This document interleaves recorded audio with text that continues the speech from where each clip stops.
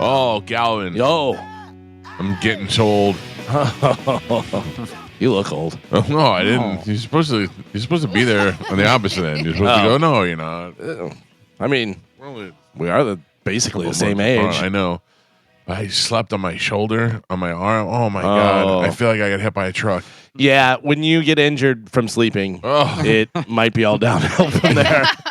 I slept Sleeping my or sneezing. It's time to make some life decisions. I broke a rib one time sneezing. You broke a rib. So Mike Allstott, I had a rib that was like on the verge of snapping. Okay. Mike Allstott, this is 2000, hugged me like a rush hug. Oh boy. And kind of like made it worse. Yeah. Didn't know, you know.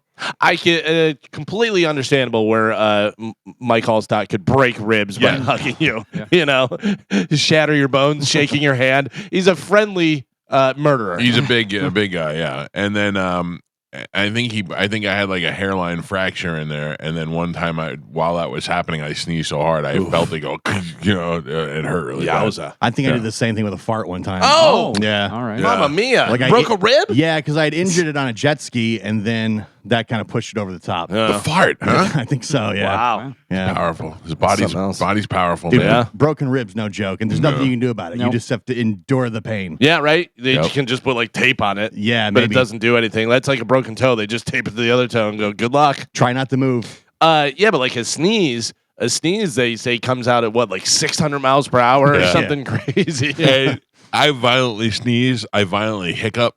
I hiccup the word hiccup. I go hiccup. Yeah, and it's loud. Do you do the full on dad sneeze now, where you do the Oh, from my toes up? Yeah. My great grandfather started it with we make jokes. He used to say slag at you. He used to go slag at you. That's funny because I say hyven flyven for some reason. I don't think he was saying a word. I don't think he was doing it on purpose. I think that's just the way slag at you. But I'll sneeze and then I follow it up with hyven flyven. I don't know why, Carmen, but I'll go hyven flyven. Yeah. You got to get it out. You got to push that last bit out. Yeah, it's weird. Anyway. Today we have a liquid lunch after the show. Yeah, you excited about that? I am. Fun. I am. Gio, today is going to be a tough one. Oh, not eating wings today. The fact that you can walk into Hooters and not order wings is a lot of self-control. Well, Hooters does give you a lot of options. They do. They have good salads. They have good grilled chicken. They have all kind of different Daytona stuff. wings. Yeah. I can do the Daytona wings. But just the smell and the sight of the wings, I can't. Well, what you do is you just take a wing and you put it by your nose and then eat greens. You know, salad. just take a string and tie it to your ears and That old trick. Yeah, I've been eating so little, and I'm back to Galvin where I think I need to have a reset meal. Oh, you know wait what I a mean? minute! You just had one. I know, but not even a month ago. And you know what, Carmen? I lost 10 pounds. Yeah. Oh. Yeah. And now I've been stuck on that same weight again for like 3 weeks. How much walking have you been doing? I haven't. It's been raining in the afternoon, and we haven't been doing it. That's an excuse. You Yeah. can walk in the rain. Yeah. Didn't rain that much. I've run in the rain. I'm not before. walking in the rain. Oh, then you're not committed. That's Yeah. why you. No, that's I'm not. That's why you wake up sore, old man. Yeah, you're That's probably why right. you're stuck on the 1 pound. Yeah. I wish it was 1 pound. But Yeah, also, I do know that you have a beautiful treadmill with the TV and air conditioning and everything Yeah. else. So yeah, You yeah, have a yeah. whole Look, I gym. didn't say it's been impossible to walk. Well, you started to make some Seems like excuses. it. You just said, "Have you been walking?" I said, "No, it's been raining. It's been Galvin, the raining. gym is in the left wing of the Yeah. estates. so far to get there." My question to you is, who's going to carry the boats? I'm going to get you motivated. By the time I walk to the gym, I'm so Yeah, tired I mean, already. You got to walk past 5 fridges and Yeah. 8 TVs to get there. Can I Uber there? Do you know? I thought about this morning. I leave my shoes outside the bedroom in the morning, and I walked out and I was leaning on the wet bar to put my shoes on, and I started laughing at Galvin talking about the wet bar. It's so we want to tear it out and make it a closet. You know what I mean? It's just so ridiculous. Whoever designed this house or whatever they were trying to go for is completely opposite of us. What you really should do, and I would imagine that you can get this done, Okay. is turn that wet bar instead of a closet. You got a closet. Come on. We don't. We have a shortage of closets down here, but go ahead. Listen, you can make this whole back area a closet. You know what I mean? Who wants to get dressed back here? Yeah. All right, go ahead. Anyway. Who wants to have a studio in their garage? It works out. It's perfect. Here's what you do. is you talk to Starbucks and have them make a Starbucks there. Now we're talking. Oh, Right? Yeah. Remember Tommy Lee on Cribs? He's got a Starbucks in Yeah, his house. Yeah, now we're talking. Yeah. That'd be pretty cool. With the cold brew tap and everything. Oh, can you imagine? And have a barista. Yeah. Hey, good morning, Ernie. Weird you chose a guy. Yeah. All right. You know why? I in the split second I made the decision. I've been mentioning my barista by name on the show, Oh, and I didn't want to be a creep. you love her. Well, I love the Fire emoji. Hard eyes. Hard eyes. No, I thought maybe Ernie, because you're obviously getting up and you're naked and you have to change in the garage because your closet's out here. You didn't want to I don't creep. want Ernie. Didn't want to creep out Vanessa. Give him the Yeah. old Tom treatment. Yeah. Oh, I can't. Eric from Vasani hit me up. He's like, "Hey man, do you need help booking that trip?" He sent me a Skankfest?" message too. Yeah, I was like, "No, I got it covered." He's now. like, hey man, here's my phone number. If you Yeah. need anything, just reach out. Let me know. Carmen, Yeah. Switzerland axed. What? Oh, Just too much too soon. Who? What? Me? No, What happened? Switzerland. I'm My, out. my Oh. Switzerland trip. I didn't know what you said there. I was like, I'm out. Okay. Carmen booked a nice trip for me, and I had to cancel it Oh. What? Why? because it's too much money and it's too soon. And I was looking at the calendar, and I really have 2 weekends between now and February that I've got nothing going on. I mean, Right. we're Pipple Toddlers playing on almost every weekend. We got the Skankfest coming up. I thought you We were got going right Thanksgiving. after Christmas. I was, but now I just, it's too much. We have too much going on. I looked at Amanda yesterday. We were all stressing out. And I go, should I just wait on this? And she was like, I think so. I made an adult decision, which I'm not used to doing. But I still would like to use that time to do something with my son, like go somewhere. Right. You know where he wanted to go? He wanted to go back to Pigeon Forge, to Tennessee. Hey, it's great up there. I love it. Last time you're going to be able to see Dolly, probably. Yeah. Oh, Aw. poor Dolly. Goodbye, Dolly. I don't. I didn't. I liked Pigeon Forge. It was fun when we went there. I don't want to go back. Really? Yeah, like I've been so many times. I've probably been a dozen times. But you go to Dollywood and all that stuff. Yeah. We did that one time. That was good. Literally everything you can do in Gatlinburg Pigeon Forge, I have done. Yeah. Like I've done. Did you go on the every- Titanic I've done exhibition? everything. That Yes. was my favorite. everything Yeah. because I've been so many times. I just I want to do something like that in some place we haven't been to already. Yeah, I mean, there's a lot Carmen, of cool get on the areas chat GPT. up there. Hey. I got you. Can I make a suggestion for Sure, you? sure. If you want kind of that, but some other stuff, although I don't know. Well, you like winter stuff, whatever. Whatchamacallit? Ozarks. The Ozarks. Oh. Really? The Ozarks, yeah. I know you say really because you think the Ozarks, but the Ozarks is beautiful. There's so many lakes and stuff. There's a lot of cool things there. I mean, it's a cool place. You like cold cabin, do all that. That's the perfect time. Go up there, do that. Maybe do some ice fishing. I like You the know? ice fishing. Yeah. That'd be cool. Ozarks was ice nice. fishing is the dumbest thing in the world, and I do want to do it. It's wild, yeah. Well, Minnesota, they have ice fishing. I remember watching a thing on Real Sports where it's like the entire lake. People drive up. Strip. I mean, it's so thick of ice and stuff, and it's huge. When I was a kid, they would drive the trucks right onto the Lake Michigan, and we would have the huts. You pull it out there at the beginning of the winter, and you leave it there. Yeah. And then you drive out there and go fishing all the time in the little fishing hut. My dad, came to the realization that we did that whenever we were kids, that my dad drove us out onto Lake Michigan. And I go, I just realized when we were kids, you drove us out on the ice on Lake Michigan in a 1979 Suburban. And he goes, weighed 50 tons. right. Yeah. He goes, yeah, but the ice was thick. And I go, not everywhere. Right. Yeah. I go, that could have been family of 6 die in icy, watery grave Yeah. I remember my 6 people inside a Suburban in a Suburban. is probably 10,000 pounds. yeah. I remember Crazy. my grandfather driving the truck right down the exact same boat ramp they would put the boat in Yeah. the summer Yeah. and just drive right out there to the little fishing shanty. And you get in there and they got a hole cut in ice and you Yeah. sit there and it's all warm inside. Lake Michigan. So you were on Michigan side. Yeah. We used to go to the Indiana side. It was the Indiana dunes, and it was the sand dunes, and they were super. Like people would hang glide off them. Yeah. Oh, really? And they were such a steep thing, and it would go down, and then there was the beach and stuff that we'd go to. But you literally would try and run down the dunes, and you'd topple over because it was so Yeah. going down. That was a blast when we were kids. When you're in the hut, what's keeping it warm? I think they had Stove? Yeah, there was a stove. And nobody's afraid of that. That the heat from the Melt stove through is it. going to There's melt the like a ice. heater. Yeah, it's not a lot. I mean, you're still wearing jackets and stuff, but it's just a little bit, It's mainly so your toes don't Yes. freeze off. Yeah. Oh, jeez. It doesn't like heat the whole thing. No, you're still wearing jackets and winter clothes, but it's Yeah. a little bit warmer in there because like a little heater. All right. And it's Yeah. blocked off. Yeah. I'd like to try it. I don't know. I remember being very Uh, boring, but I was a kid. Yeah. Oh, really? Yeah. I hate fishing, so My grandpa had a lake in the back of his house, and we would just go out there, but we didn't have any of like the shanties and stuff. We just had some buckets, and we just stood around a hole. Oh, man. And we just, you know what I mean? Sounds And- fun. Yeah, and then, probably like after 10 minutes, all the girls were like, all right, we're over this. And we'd run in the house, and then the boys would stay out. So what's so funny is I was thinking about it, and I'm like, well, it must have been like 4 feet thick or something like that. Yeah.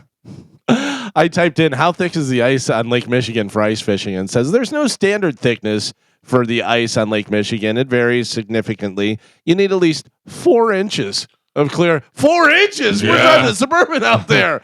But obviously there's more, 5 to 7 inches, 8 to 12 inches. Still, I thought it was going to be like 4 to 6 feet or something that you're having to dig through, but I guess not. I remember- would be paranoid the whole Yeah. time. yeah, I for remember sure. you'd see like pickup trucks all over the ice and then a lot of Yeah. like 4-wheelers and back then 3-wheelers.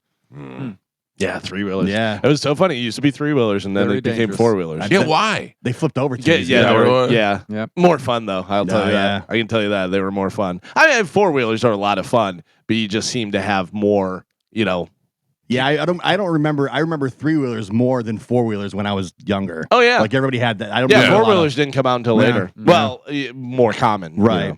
know. I remember we rented 4-wheelers of livestock one year Yeah. and had them to run through the park the whole Oh, time. that's That cool. was pretty awesome. Yeah. Yeah. My whole family goes to Croom all the time, and they Yeah. camp there for the weekend and ride the ATVs all weekend. Because they have different ones. They have the ones that you would have like on a ranch or a farm that are more of the work kind of ones, and they have like big carts on them and That's stuff. my like- speed. Yeah, but then they also have the other ones that are fast and have the high fenders and everything that you can book through and the Pro Link and all kind of stuff. I say Pro Link, by the way, people are probably laughing at me because that came out in like What the year? 80s. Yeah. You know what I mean? I don't know what they have now. It sounds cool. Some sort of awesome suspension and stuff. But yeah, they're fun, man. Yeah, I never went that route. I never never had a 4-wheeler. I just feel like that's the way that I would die. When my grandparents lived in Upper Michigan, Upper Peninsula, and there's nothing to do out there, so everybody that's what you had. Yeah. Did you guys Right. did you snowmobile at all or no? Well, I didn't because I was usually down in Florida during the winter, but Oh, they yeah. they had snowmobiles. And Yeah, all we that had stuff. we had snowmobiles in the winter, and we had Yeah. 4-wheelers and dirt bikes and 3-wheelers. That's in just what the- you do because there's Yeah. nothing else to do up there. Yeah. That was fun. It's just wide open. There's tiny little towns. Where else could I go, Carmen? Oh. You're my travel planner. You have ChatGPT too. I know. I'm looking for. He couldn't book a return flight, Carmen. You think he's gonna plan his own vacation? Okay, so you want something cold? Yeah. Yes I'm or not no? sure Well, about yeah. That's- I want. I mean, like, I don't necessarily have to be outside camping, but it's a cold weather area. Yeah. You want mountains? You want what do you want? I don't know. Snow? Gio. I want to go just to someplace I've never been before. You know? Ever been to Helen, Georgia? Yes. Yeah. And I liked it. A little Germantown there. I liked it a lot. Probably find a Hofbrauhaus I did. style place. I did last time I went there. Yeah. We ate there and we drank there.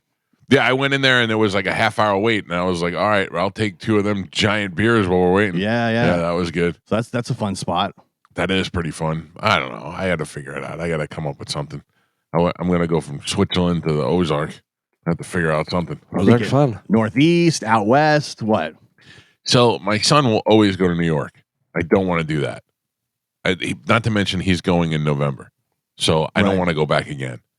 And then I thought maybe I'll find out where the Bucks are playing, and I'll go there. Miami. That isn't doing anything for me. You were up in Park City, Utah. Yeah, I love that. That was good. Yeah, maybe hit that again. That's a good idea, Galvin. Yeah, or somewhere up in Canada, maybe. That's what Joey said. Maybe up in Canada. Yeah. Use them passports. Have you been to Sedona, Michael? I have. Okay. Don't like it. No? No. Okay, so this is what ChatGPT says. All right, here we go. Aspen, Colorado, I was just about to say Colorado. I Oh. was just about to say Colorado. All Colorado's right. awesome. or Park City, Utah. Park Yeah. City. Galvin's almost as good as ChatGPT. Yeah. Chat Because the other one's New York. Lake Chat Placid. Galvin PT. Last night, I don't know what happened in football, but the Giants, man, holy smokes! Yeah. Did you watch the game? No, you were at the. Yes and no, because I was at the Lightning game, which Lightning came out of the gate up 2-0. And I'm like, all right, here we go, Lightning. And then they wound up losing. Ugh. But yeah, and then, obviously there's the 20-minute breaks in between stuff. So somebody was watching a little football on their phone and doing that stuff. And then I got home for the fourth quarter of the I watched. game. So I bet, Galvin, not knowing. My son took your bet, whatever your bet was. Well, here's the situation. Did he take my bet that I actually gave out, or did the lines jump and he couldn't get the exact bet? Do you know? I don't know. You're definitely moving the line. Yeah. There's no way you're not. Because when so many people go on a specific bet like that, there's no way that is you're not the one that's moving the line, because I got it. I missed it because I got the line that was moved up a yard. Yeah, and that's what I said. I was kind of half joking that they're watching me and stuff, but it really seems like as soon as I put it out, they jump the lines and do stuff, and people couldn't get it. But I had Scattaboo with over 40 yards, which he crushed. He had like 98. He was on fire. Yeah, and then I had Paulson Adebo with over 5.5 tackles and assists. He had 6. And then I had Devontae Smith receiving yards. I got him at 48.5. Okay. And I said 48.5, and he had 49. Ooh. But most people, after I put it out, it went up to 49.5. Oh. Or 50. So I missed it by a yard. Yeah. So I don't know if Joey got in or not, but he had it going on. I took my own bet. Oh, hello. I took the Eagles to win. Oof. Well, I mean, oof now. Oof now. Yeah, everybody. I took the Eagles to win. Saquon Barkley to get an anytime touchdown. Okay. And which he dropped that one, man. That was right to him. Right in his hands. Yeah. And Jackson Dart to rush under 40 yards. Under. Yeah. That's his thing, is rushing. I know, but I didn't know against Philly and all that. And he went tore it up. He had 40 yards before halftime. Yeah. I looked at my bet. I went, it was like, don't try to make your own bets. I was foolish. Well, I was very upset because I couldn't find the tackle one. I used your bet, but I couldn't find the tackle one on the fly. Oh, yeah. So I put what's his name? Goddard for anytime touchdown. Yeah, Goddard, he got it. I swapped that out instead in the parlay. So I hit the run, and then the 49.5 I didn't get. Did by you 1 see yard. I put that out as my play of the day? Yeah. Was Goddard for an anytime touchdown was plus 300 because he had 3. He actually had 4 in 3 games. I should have bet that on its own, because I swapped it into the parlay instead, and then because the line moved, so I missed it by half of a yard. Here's a public notice to everybody. And I know you're not going to want to hear this because everybody wants the most bonus money as they can possibly get and stuff. Is that if the line moves up, if I say 48.5, and I'm not saying me, I know everything, whatever. But if you are kind of uncertain about it, if you said 48.5 and then you can only get it at 50.5, you can always alt down. So you could have taken him at 40, and it would still have been plus 300. Yeah. So if you bet 100, you win 400. A lot of people don't know if you scroll down. I don't know. You can do I that. can never figure out how to do it. All I you know have you can do it, and I can't figure it out. Yeah, all you have to do is you go to the player props, and then you go to receiving, and it'll have the lines that they give. So this guy will be over 50.5. This guy will be over 68.5, whatever that. But if you scroll down, it gives you 80 or more, 65 or more, 40 or more. Okay, so it goes down. And obviously the odds decrease because you're taking a lower thing. But if you're putting 3 together, you're still getting pretty good. That prop is so specific that your Instagram is 100% moving the line. Yeah. There's no way it's not. Well, I thought about it. I'm like, you know what? This is only Florida. It makes sense. It wouldn't take a whole lot, And I saw so many people in your comments that were saying the same thing that I got. So I'm like, this is definitely moving the line. Yeah, I mean, I have over 9,000 followers now. Right. And people betting that and doing that stuff. And whenever I put out those parlays, they're almost always up on the top of Hard Rock Bet. They put them up as the most whatever it is. They're trending. They're trending. Yeah. I gotta imagine it only takes a couple hundred on the specific prop just to move it one They're little. watching me, Gio. They're watching me. Yeah, I don't like it. I don't understand why we're not running our own little racket out of this room right here, like they used to do back in the day. Yeah. Joe can be running tickets and stuff, running papers. Oh, so pissed. That was so. My mother worked in a travel agency when I was a kid, like in grade school, like maybe like 6th to 8th grade. She worked in a travel agency, and the building was a travel agency in the front, and then it had a big room in the back, and it was just a bunch of guys in the back, like old mobsters, and they just used to run numbers. They used to just sit there and take phone calls. Yeah, and I never understood what it was. And anytime I had to go to the bathroom, I had to walk back like in that hallway, and I'd see just a bunch of old mobsters walking around. Like I'd say mobsters, but just a bunch of old fat Italian guys. You know? Yeah. And they just used to run numbers back there, and then that was that you realize as you get older who owned what and what was all connected, and the pizza place next door, and what was going on in the basement. It was crazy over there. Yeah, and they were like, "Yeah, we don't care if this travel agency makes any money or does anything. We got those stuff in the back." Matthew, the guy who owned the travel agency, was in deep to the now mobsters. we own it. Yeah. Now they own it. They have to give him the room in the back. Paul's Sweet Shop, which was down the corner, owned by Paul, also in the woods to the gamblers. Lost Paul's Sweet Shop. Still ran it, but it was owned by the mobsters. Blank you, pay me. When they tried to kill John Gotti and it went bad, they sent the mobster who tried to kill John Gotti, the hitman. They shot him in the face and put him in the basement of Paul's Sweet Shop. So, this is all in my neighborhood. Yeah. You know what I mean? And you grow up seeing this stuff. It's so weird. Then you watch it in the movies and you're like, oh, I know that guy. Yeah. It's wild. Yeah. It was nuts. But anyway, Galvin, now gambling is legal and nobody gets shot in the, has to That's get shot right. in the face. Yep. We're all good thanks to the Seminole Hard Rock. Yeah, very nice. By the way, I think I am going to try and go there this weekend. Yeah. And recoup some of my online betting losses. I think, didn't you pick the Giants? Yes. Yeah. Yes. I was crazy. mocking Joe's picks. He picked yesterday. the Saints and the Titans last week too. Yeah. I was mocking Joe's picks. Don't say it like he knows what I know, he's doing. But like nobody picked the Giants. Nobody. yeah. Everybody picked the Eagles. I'm gonna let you know right now that if the Titans win, I picked them on mistake. Yeah. It was a complete mistake, and I forgot to do that one. I was on the fly, and I had to do it, whatever. So if the Titans win, I'm a genius. Wait. Not even a close game. Like the the Giants kicked their ass. Yeah. They really played well. Yeah. Jackson Dart. Jackson Dart was for real. Like he was putting those balls where they needed to be. Like is he him? Are the Giants going? Why didn't we do this earlier? That's like what it looks like. Yeah, that's wild. And the whole time I was thinking of how much it's got to suck to be Shedeur Sanders, and you're seeing like all these rookie quarterbacks getting their starts. Then and why they're all isn't blowing he up. playing? They must not think he's any good. I don't know. But they're not doing well. They're having quarterback issues. Well, the Browns, they just started Dylan Gabriel over Shedeur. He's a rookie. And then they traded Flacco. And Dylan Gabriel actually did decent last week. So Shedeur Sanders just sitting there on the bench.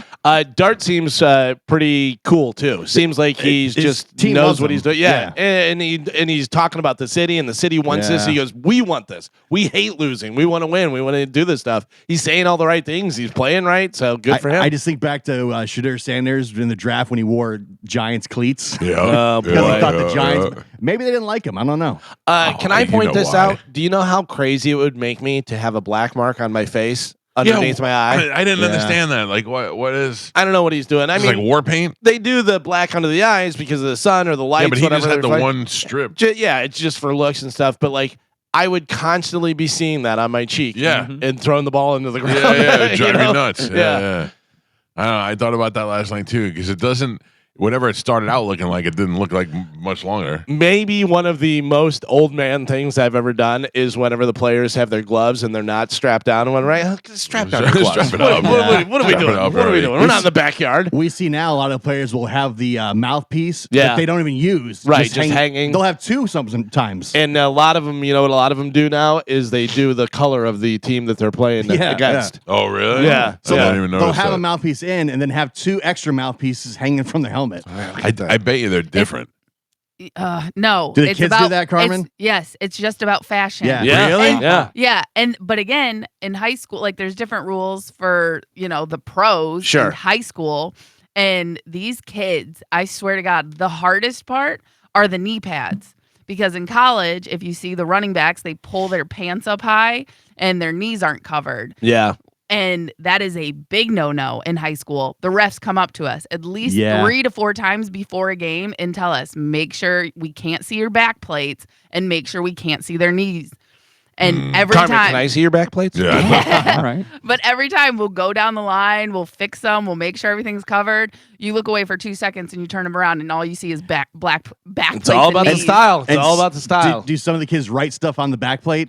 Well, no, because now the back plates are like all bedazzled out and stuff when they buy it. So they're like license plate, or the big one is the clown Pennywise or whatever on the thing, on it. You know what I mean? Like they're all And then the other thing is the mouthpieces. They make them that look like binkies or suckers or like fang or grills and stuff. Yeah, and that's the other thing. You can't have anything hanging off of it. Yeah. You can have cool ones if they're like ones that look like a grill or something like that, but you can't have the binky one anymore. I will admit, back in the day, it was pretty cool in UFC when Andrei Arlovsky used to have the fangs. With his mouthpiece. I was like, oh yeah. But I mean, also if you're knocking people out left and right, it's pretty cool. I swear some of the high school kids would write like too slow on the back of the backplate stuff, and so that way when they're running, you got to read it. But again, you're not supposed to be able to see it, and they changed the rule where now that's a personal foul. Oh, wow. 15 yards. So, you get one warning. It's covered up, cover your knees, cover your back plate. And then the second one, then you actually get the penalty for it. Wow. And so now we've had to make rules that if you get any type of penalty for fashion, you're running. Oh, you're out of the game. Oh, wow. Bye. Go sit. Yeah, it should be. You know what I mean? Because, and again, that's it's a simple thing. It's something simple. You're not in college yet. You want to get to college, do the right thing in high school, and then you guys can go be jerk offs there. But it's so frustrating. In college, you can do that, but then if you get to the pros, you can't do that. Like they're more strict on the uniforms. Right. So that is one of the hardest things that we fight with these kids every Friday about. They want to look cool. Yeah, that's one of the things I don't understand is why isn't everything set up to be exactly how it is in the pros? You know what I mean? Because I remember watching like college basketball and they'd wear T-shirts under their tank tops and stuff, but you can't do that. You couldn't do that at the time in the pros. And I go, what are we doing? Why just make everything like the pros? That way there's no switch. The ball, the different rules and stuff, the feet in bounds, all that kind of stuff. I go, why don't they just make it all like touchdown. The pros? That is what you're trying to do. Make it like that, so then there's no transition. There's no, in college we did this. No, it's that. I think the level of play is so different that I think that's why they're going to make it a little bit easier. Yeah. And then the other thing is the belly. These kids love to show their bellies. In college, you're allowed to. And it's always either the wide receivers or the linemen. Yep. And so it's either abs, it's either fat belly or it's abs or belly roll, and it's the same in high school. These kids, they'll get out there and they hike their jersey up and they tuck it in, and we're like, you can't show your. No one wants to see your belly. And Carmen, then go through the room. What would it be in this room? Belly fat or abs? What? Which one? I don't think this is necessary. I think that's very easy across the board. Not cool. What do you have you guys tonight, are all Carmen? linemen.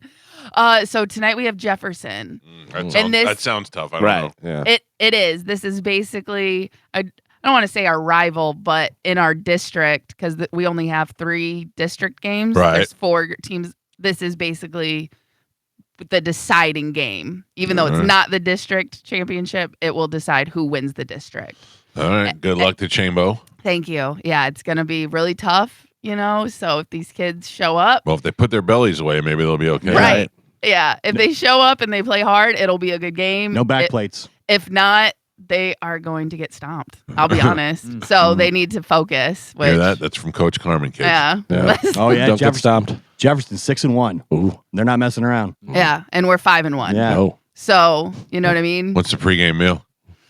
Oh, today Southern Steer gave us some pork butts, which I cooked last night. You made it? I make in the crock pot?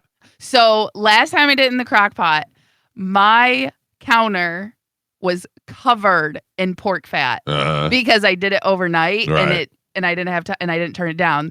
And that was the day I came to your house. So I probably smelled like pork when I was over there. You always smell like pork. Yeah. Yes, I figured. Or like, that's just Carmen. So this time I did it differently. I put it in the oven and I cooked it for an hour at 425, and I got everything nice and brown, and I really, got locked in the flavor, and then I turned it down to 250 for about 6.5 hours. Do you usually cook it to right where it looks like Chad? No. That's the baseline. Yeah. That's what I use. With no belly fat. Yeah. A little caramel sensation. But so again, superstitions are real. So the last time they had pork, that's the loss that we have. Oh, They didn't play no. great. Carmen. But every time they have tacos, They play great. Oh. So Pork tacos. Pork tacos. Oh, they're going to tie. Mix it up. They're going to tie. Are you still going to Taco Bell on game day beforehand? Of course. No. Oh. I stopped that tradition, but maybe I should start it again just to see if, you know. Probably. You probably should. Maybe I should go too, just to be safe. Yeah.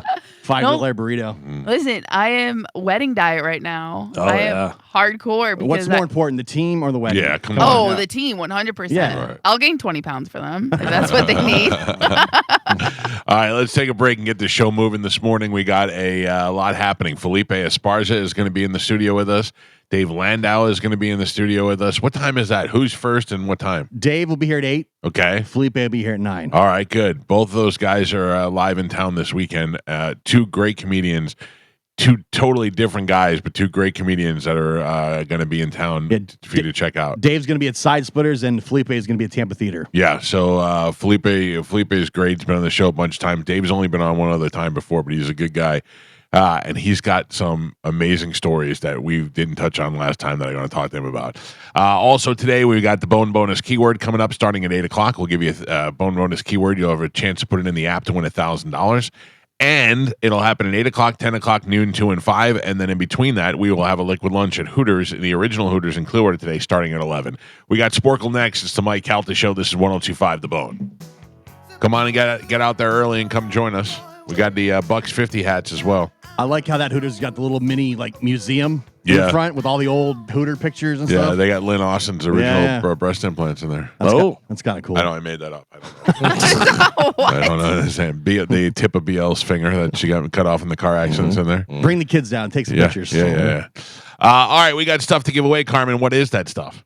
Yes. So we have tickets for Reggae Rise Up, Monster Jam, Sticks and Cheap Trick, Garbage Machine Gun Kelly, TSO. I was going to hear about that. Ice Cube, Busch Gardens, Hollow Scream, and this Sunday, 1 o'clock. the Mike Calta Tailgate. Pew, pew, pew, pew, pew, pew, pew. Brought to you also by Bud Light with food from Wild Fork and the Brisket Shop. That's all happening this Sunday starting at 1 p.m. since they moved the game to 4. I know Olivero's going to be at Brisket Shop tomorrow. Yeah. Doing a broadcast. I know. I kind of want to go. I kind of want to go too. I was thinking about that yesterday when I was driving home. I'm like, I know. Oh, man, I need to go by there. He's going to be like, thank you guys for coming to see me. Yeah. We came to see you. By the way, Jeff Philbin here.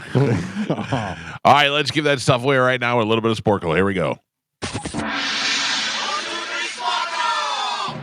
Who won yesterday? Going for 3 in a row. Oh. Geo, activated. All right.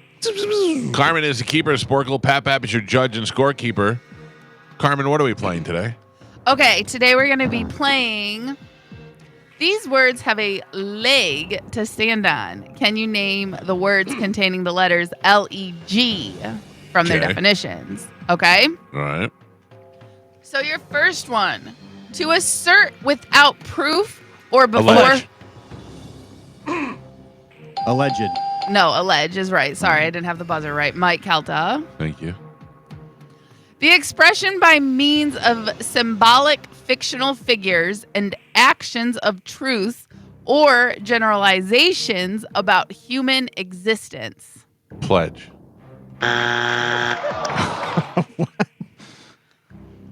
The expression by means of symbolic fictional figures and actions of truth or generalizations about human existence. I don't know. Allegation. Allegory. Oh. Close. Not even close. No, completely. I know. You're on the right track. Your next one. In a quick and lively tempo. Elgato. Allegro. Yeah, that's it. Mike Calta. A place where a conflict is fought. Battleground. Mike Calta. An unauthorized audio or video recording. Bootleg. Mike. Come on, man. Activated. I'm trying. An institution for College. Galvin. A representative to a convention or conference. A representative to a convention or conference. Colleague? No. It's like that though. Yeah, it's Delegate. oh. Delegate. A sharp bend in a road. Dogleg. Galvin. Having or showing beauty and refinement. Having or showing beauty and refinement. Elegant. None of us knew that. None of us. No. Yep. We're all linemen. And Pap, we're halfway there. Oh, come on, man. Gio has 0 points on the board. Galvin with 2, and Michael is your leader right now. He's winning with 4. All right.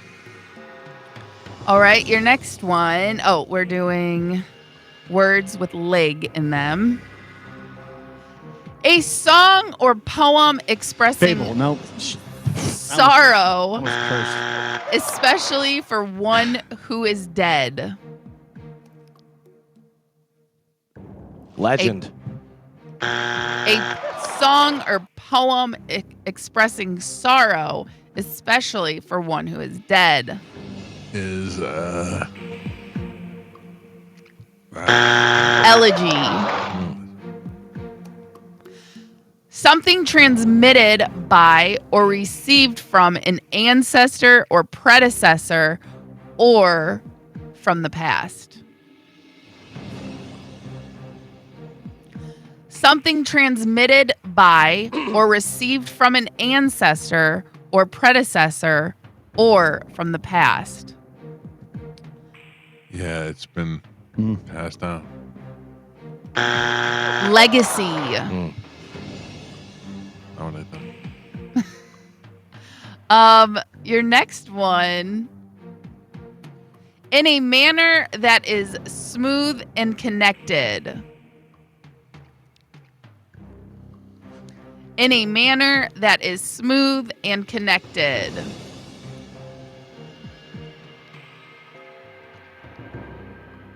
Legato. That was the other. Yeah. A story coming down from the past. Legend. Galvin. These got hard. Okay, yes. Yep. No, these got hard. Yep. Not me. Yes, okay, that's where I was like, wait a minute. Yeah. I'm in the lead. No. You threw me off. No. Sorry. He needs you to know that, Carmen. Yeah. Thank you. Okay. Your next one. Any of a Mediterranean breed of small, hardy domestic chickens noted for Leghorn. Galvin. What? That's real? Yeah. Foghorn? Yeah, Leghorn. No kidding. The principal unit of the Roman army comprising Liege. Come on. Well, Spell it. Actually, sorry. Yeah. What? What'd you say? Liege.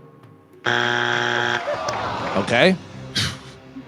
Well, Go ahead. Any other guesses? Legion. Well, you didn't finish the thing. Oh. Legion. Oh. Yeah, I was waiting for you to. Sorry, that was All right. a little scrambled there. Point Gio. Thank God. Yes. Your next one. Viscid mucus secreting in abnormal quantity No, I don't know. What is it? in Say it the again. respiratory passages. I didn't finish. What was the beginning? Say that again. Viscid mucus secreted in abnormal. Phlegm. Galvin and Pap. Oh, no. We are on the last 3. Gio has a single point on the board. Michael with 4, and Galvin is your leader right now. He's winning by 1 with 5. Tight. All right, words with leg in them. Your next one. A right or immunity granted as a peculiar benefit, advantage, or favor. A right or immunity granted as a legitimacy, benefit, advantage, or favor. No. Privilege. Oh, should have just said white. Your next one. An apparatus for communication at a Telegram. distance. What'd you say? Telegraph. No. Telegraph. Telegraph. He said telegram. I get it. Yes. Burn. Galvin. What's the score? Gio with 1, Michael with 4, now Galvin with 6. You little liar. Telegraph. I didn't lie. I just No. realized. You lied! I realized I said the wrong I thing. didn't lie. I just didn't tell the truth. Yeah. I just didn't say the right thing. All right. And your last one. Recognized or made effective by a court of law. Legitimate. C. Legitimate. Yeah, thank you. No? As distinguished from a court of equity. Totally. I have no idea. Legal. Oh. Wow, that makes a lot of sense. Your final score, Gio with a single point on the board, Michael with 4, and Galvin is your triumphant champion today. He won with 6. Kachaya! Woo! That's the third time. Don't talk over my trademark. Yeah. That's the third time. That you saved my streak.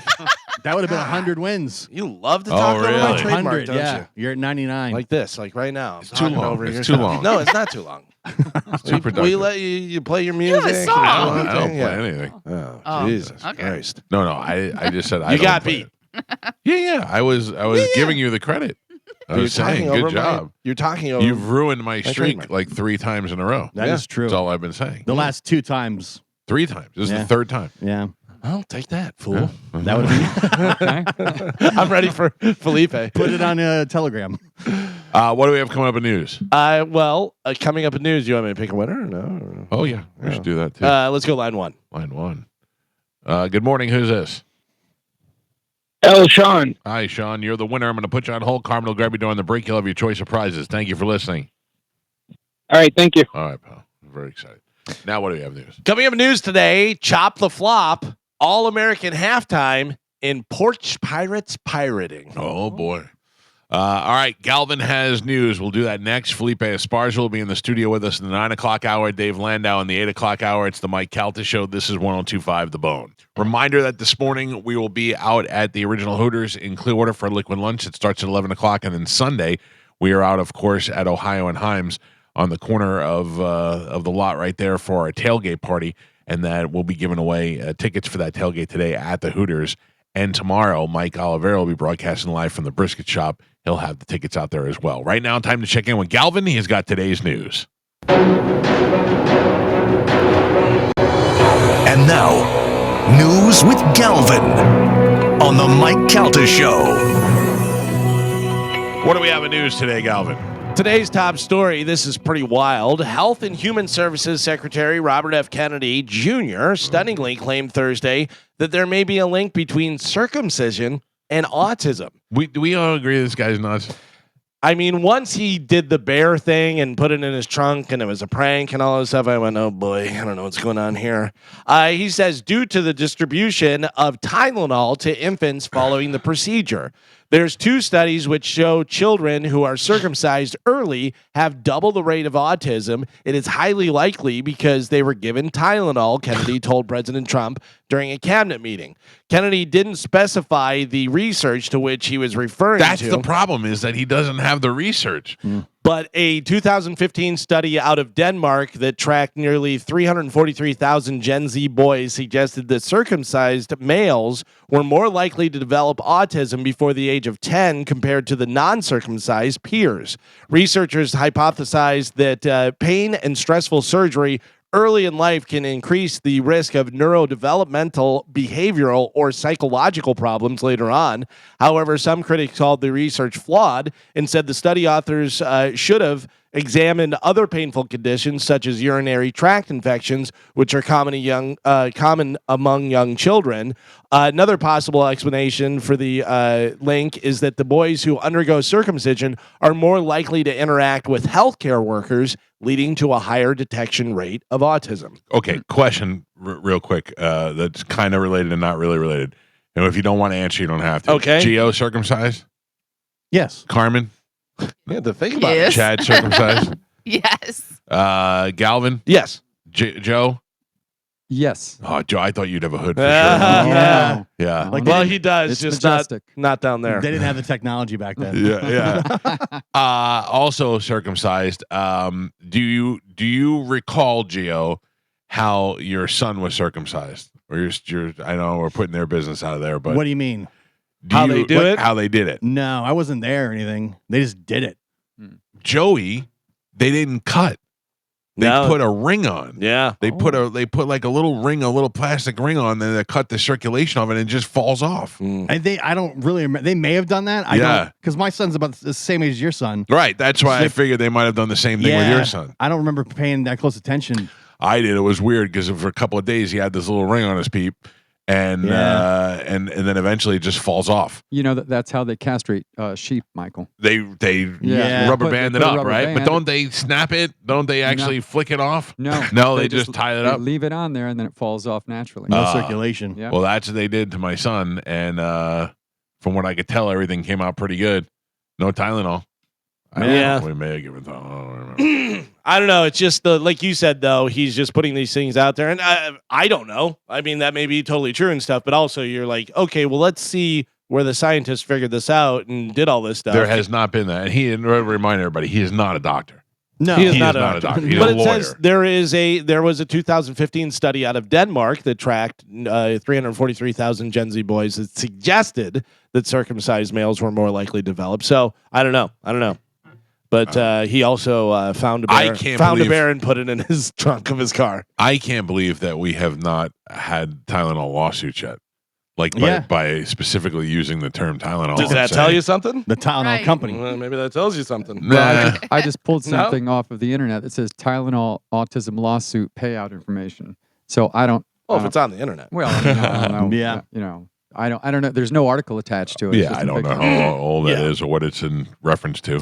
How about this? The U.S. Marshals say the only escaped inmate who remained on the run after breaking out of the New Orleans jail in May has been rearrested after being found in a crawl space under a house. So he's made it a pretty long time. Do you think that those guys, though, like the guy in the crawl space, after a while, he's like, I'm just going to go back.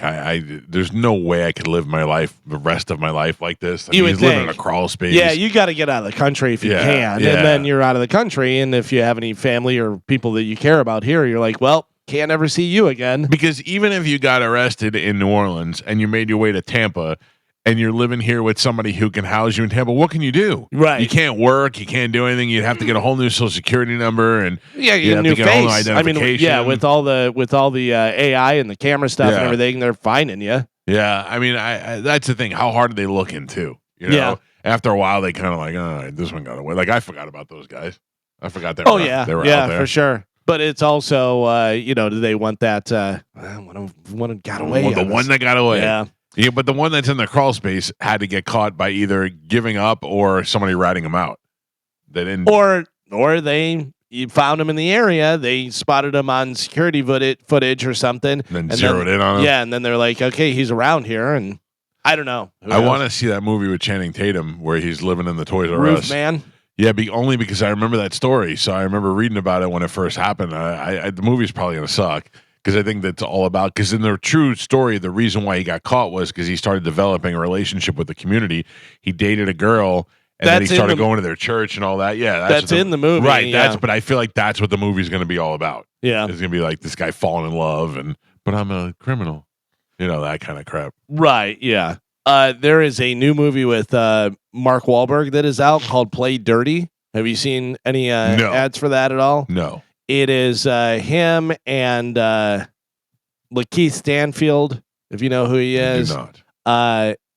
Tony Shalhoub is in there. Oh. But anyways, it's like a almost like a throwback 70s, kind of, gangster film. They knocking off like a caper type thing. I watched about 8 minutes of it and went, Jesus Christ. Yeah. Just turned it off. I think it's on Amazon. So it was just, it was scrolling through and I was like, oh, let me check that out. God, I watched something last night that was, I hate Halloween and I hate being scared. Sure. Last night I get in the bedroom and my wife's like, "You can change this." Right away I know she's watching something scary. As soon as I walk in the room, she goes, "You can change this if you want." And I go, "No, I'm going to bed. I don't care what it is." It's a show about a haunting something on Netflix. Mm-hmm. And it was this fat kid with blonde curly hair. He looked like the kid from Bad Santa if he had grown up. And it was a true story about him being haunted by this spirit. Joe, did you see this by any chance? Do you know the name of it? I don't, but it was about, and he's having nightmares and he gets attacked in his own shower and by ghosts, by the way. And then it would reenact it, and then it would show you him telling the story live. True haunting? Yes. Okay. And then he had nowhere else to turn, so he turned to his father.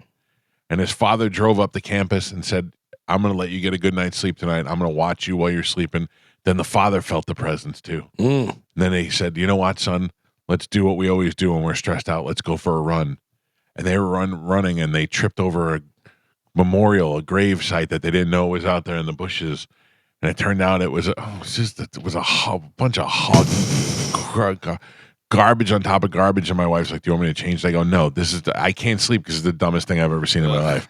It turned out it was a Revolutionary War soldier who was related to him somehow, and it was just the dumbest thing I'd ever seen. There was nothing scary about it, and it was just ridiculous. This sounds pretty ridiculous.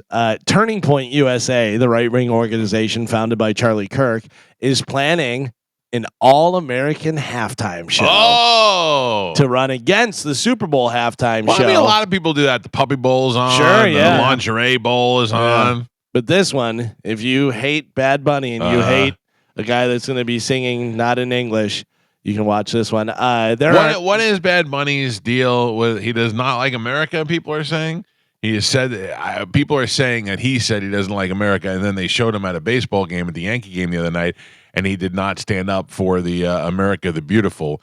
It's not like the national anthem. You don't have to stand up for that. So I don't really care. But I don't. So far, I don't dislike Bad Bunny. I don't like him necessarily. Like I don't really. I'm not like, ooh, Bad Bunny, but I don't think that I would have turned off the halftime show. Well, he's against all the deportations. Okay, but he's against Trump. He's been vocal about that. So okay, that means he's instant enemy of. Gotcha. So and basically he's not scheduling concert dates in America to protest ICE.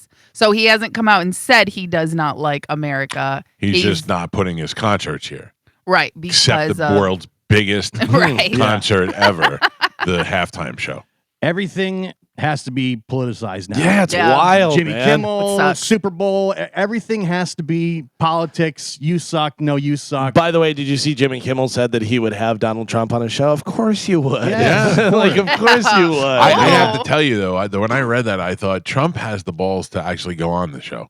Yeah. Like, I don't think he will because I don't think he wants to give him the ratings, but I think he would have the balls to go on the show. You know, the funny thing is Bill Maher, who I think is kind of a douche, but he has been against Trump forever and always talking stuff about Trump. Trump invited him to dinner, went out to dinner with him, whatever. Said, I love Trump. Yeah. Like he goes, he's just charming and he's, Did you see what he had him sign? Answers every question and everything. No, what do you have him sign? He had Trump. He printed out all the bad things that Trump said about him, and Trump signed it for him. He has it hanging in the studio. Trump gets it. He did say, he said the Trump you see on TV and in front of the media is not the Trump that he had dinner with. Yeah, that's the actor Trump. Yeah. It's the president. It's a guy who is giving you what you're asking for. Right. Is the guy you see on TV. But like every dumb thing has to be politicized now. It's crazy. That's the society in which we live in. It's recreational outrage. People love to pretend they're outraged over things. I don't know what outrages me. I don't like to see people getting bullied, and I don't like to see kids getting hurt or sick. Other than that, I don't think I'm outraged by anything.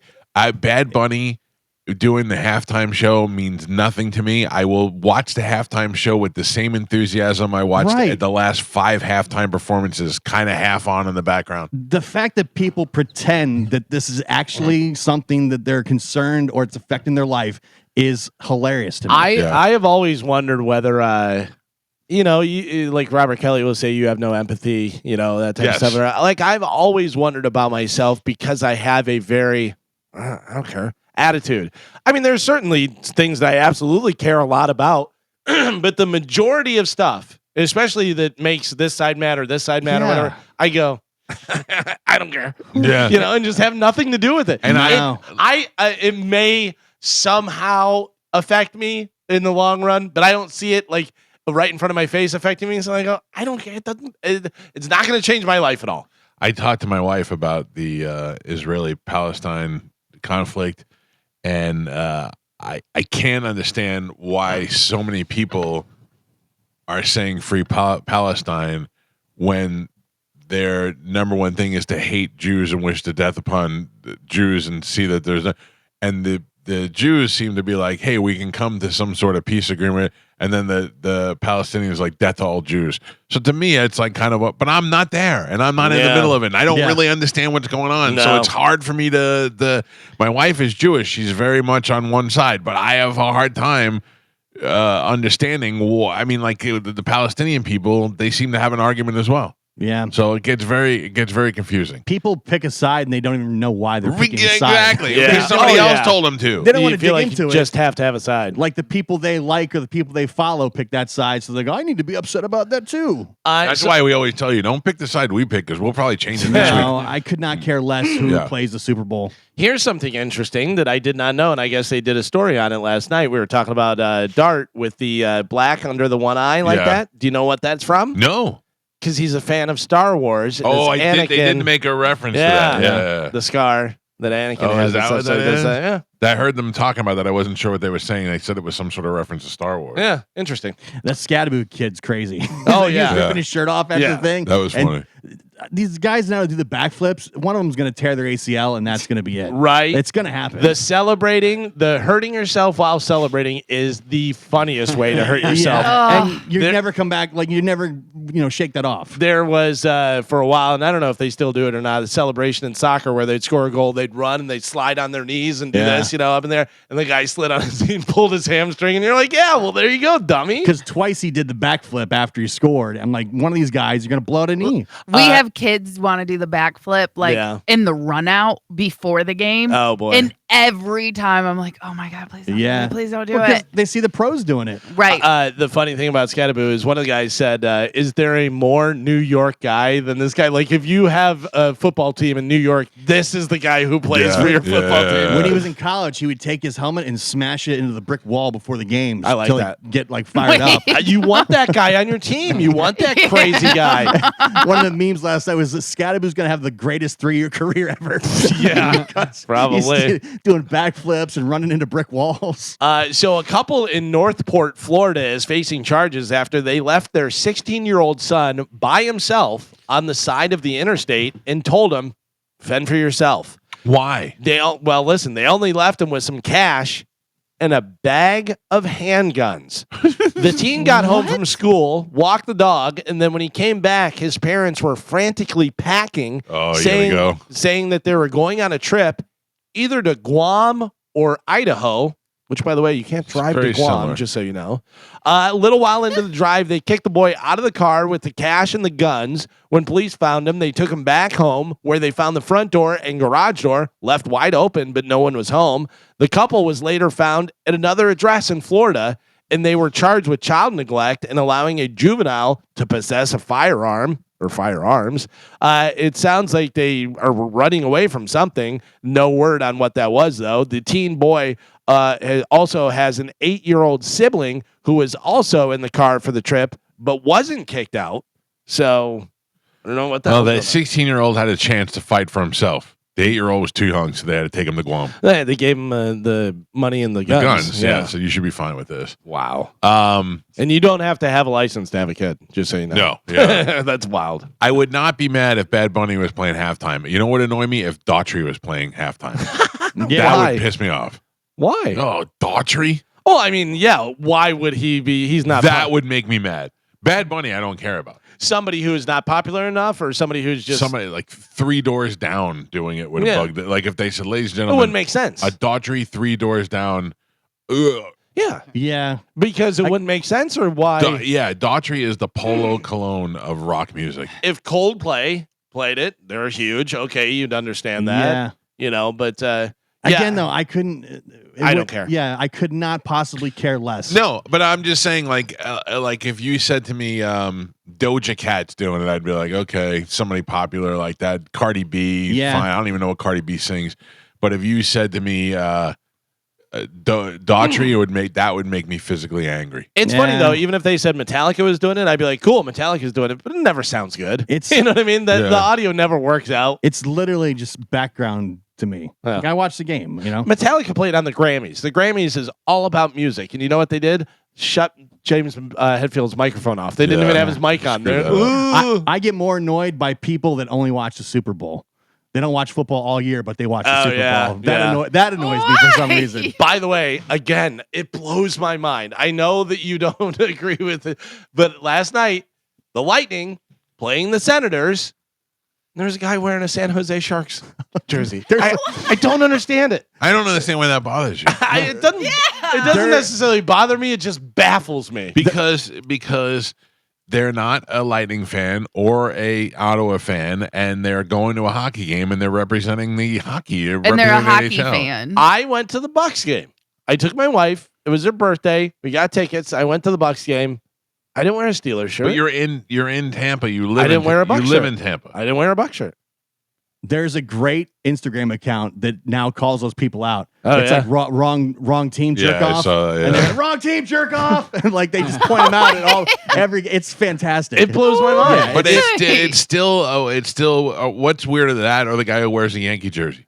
Oh, that blows my mind too. Yeah. Like I remember when the Lightning played the Penguins and there was people wearing Steelers stuff, and I was like, all right, whatever. Yeah, or Pirates. if I'm going to just a game that's not one of my teams, I'm not wearing that team stuff. Yeah. I went to the Winter Classic, which was Dallas and somebody else. I forgot who, and I wore my Lightning jersey. Yeah, that's no. But it's like That's a little bit more of an like almost an all-star feel to it. right. You know what I mean? The Winter Classic. You're still borderline. Yeah. I think it's I borderline. wore a Lightning sweatshirt, not a jersey. Yeah, no, I wouldn't do that. But what would you? I'm not cheering for either one of those teams. I Right. could care less who wins. Yeah, wear so whatever. you just wear your So Ravens. but I Ravens went to shirt. an NHL thing and I was supporting the hockey. Just wear your Raven shirt. No, I don't. Yeah, I would just wear whatever normal clothes. I don't think it matters. I don't know. it It's just does- weird to me. It doesn't matter. You're the same guy that won't wear a concert shirt to the concert. 100%. That I would do. Yeah, I would do that too. Yeah. You support the I band. would if I'm going to see Limp Bizkit. Limp Bizkit, I'm here to see you. To me, By the way, you know what I say to you? If I'm at a Limp Bizkit concert and you're wearing a Limp Bizkit t-shirt, I go, hey, they're playing here tonight.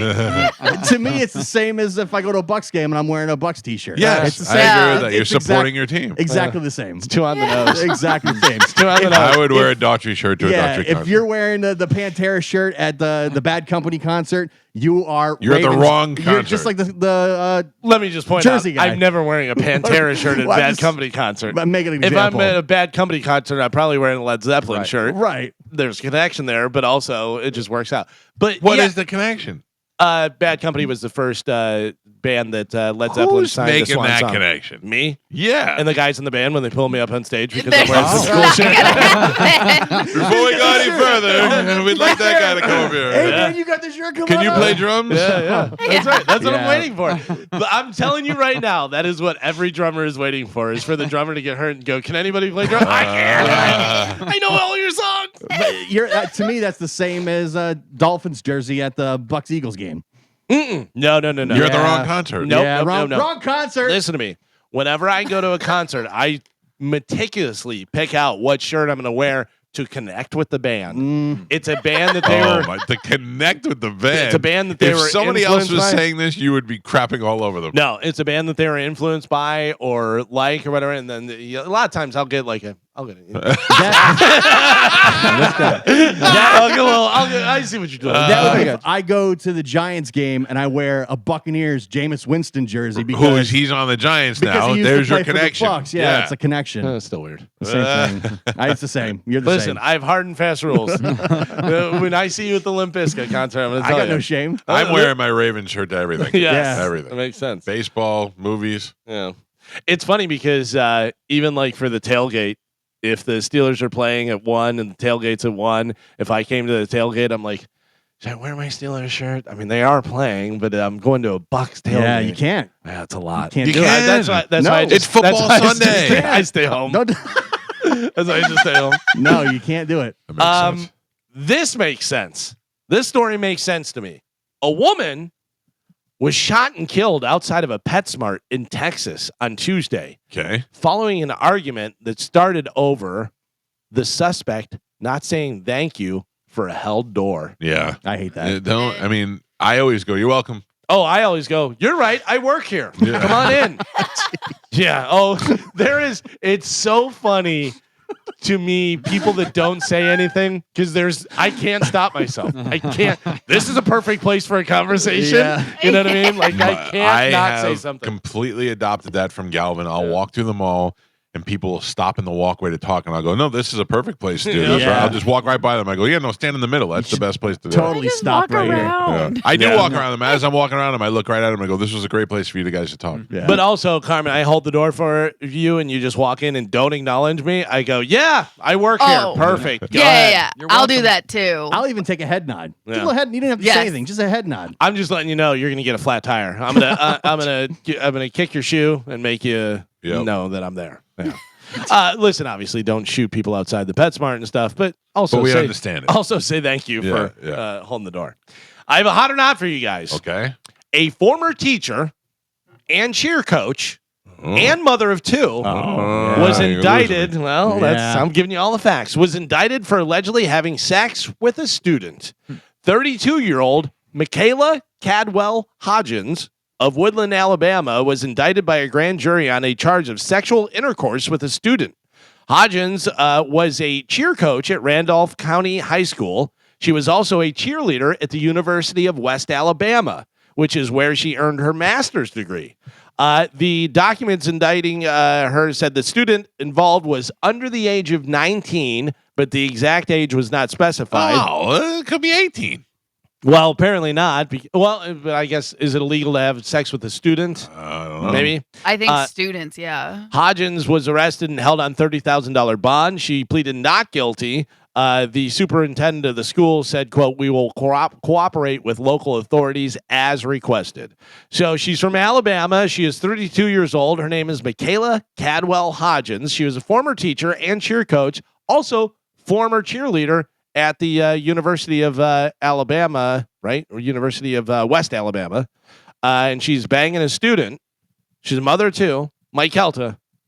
Hot or not? Smoking hot. Smoking hot. Got a cheerleader background, master's degree, Okay. West Alabama, Michaela, all hot. Okay. Gio, what do you got? 100%. This is easy smoke show. Smoke show. All right. Carmen. Oh, yeah. Female teachers that have sex with their students are always hot. Cheer coach. All right. Yep. So all three of you say hot. Joe has it on Mode TV. You guys have it on your phone. Check it out. Oh, yeah. She's Yeah. hot. Yeah. She's hot and specifically sent to me by one of our listeners and said, isn't this Kelta's type? Yep. Yes.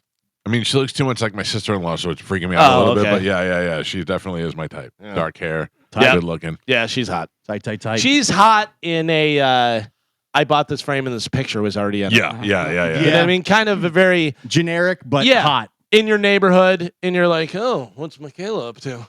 You know what I mean? One of those kind of Also, things. not one that you'd expect to be banging a student. No, She does not have seems that look very, about her. yeah, seems very put together. Yeah. Definitely So- looks like a cheer coach. Yeah, You know? yeah.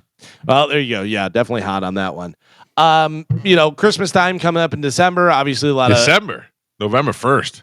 a lot of packages being delivered and stuff. A lot of packages being delivered all the time, though. Yeah. According to new research, Americans lost an estimated how much in money to porch pirates in 2024. I wouldn't even. So in begin the to year know. 2024, packages, how much in value cost? How much money do you think? Side note, while you're thinking about that, on average, how many packages do you get to your house a day? A day? Yeah.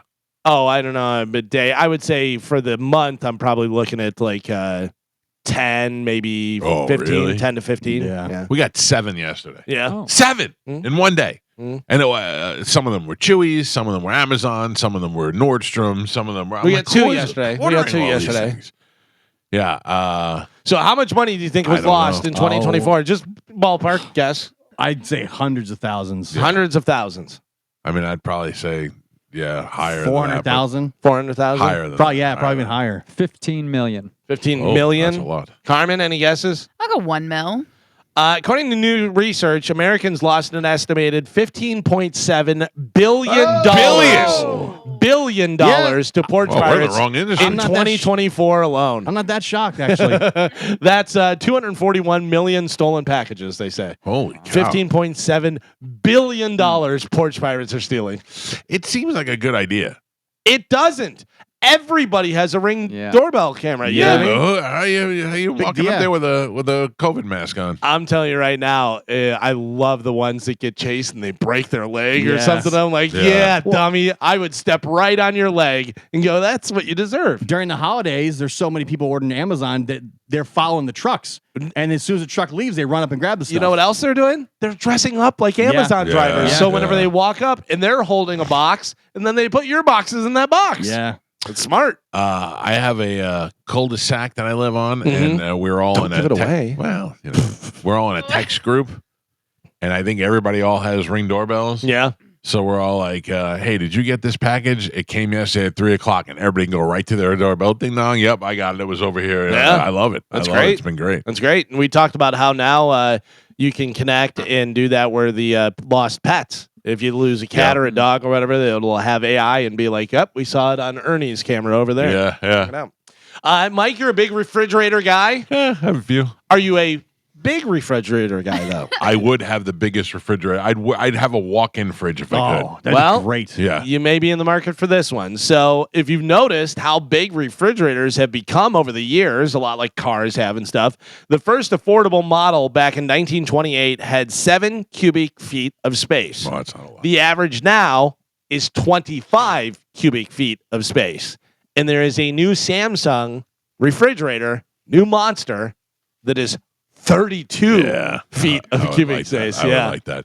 I wish that they would replace my I'm going to call Waterman Construction and see if they could take my pantry and get rid of it and put a walk-in refrigerator in there. One of those that you need to crank open the door to get in. Right. Oh, I love that. And you have the flaps down. Flaps down. down, It's got, ice on the wall. As soon as you open the door, the fan kicks on. Yeah. Starts going. Yeah. That would be my dream. And then when you get really hot, you just go in there and sit for a little bit, Sleep, cool put off. a little cot in there. Yeah. Like Costco, like that whole section in Costco where it's it's bitter cold. When I worked at McDonald's, we used to go in the walk-in all the time, just hang out.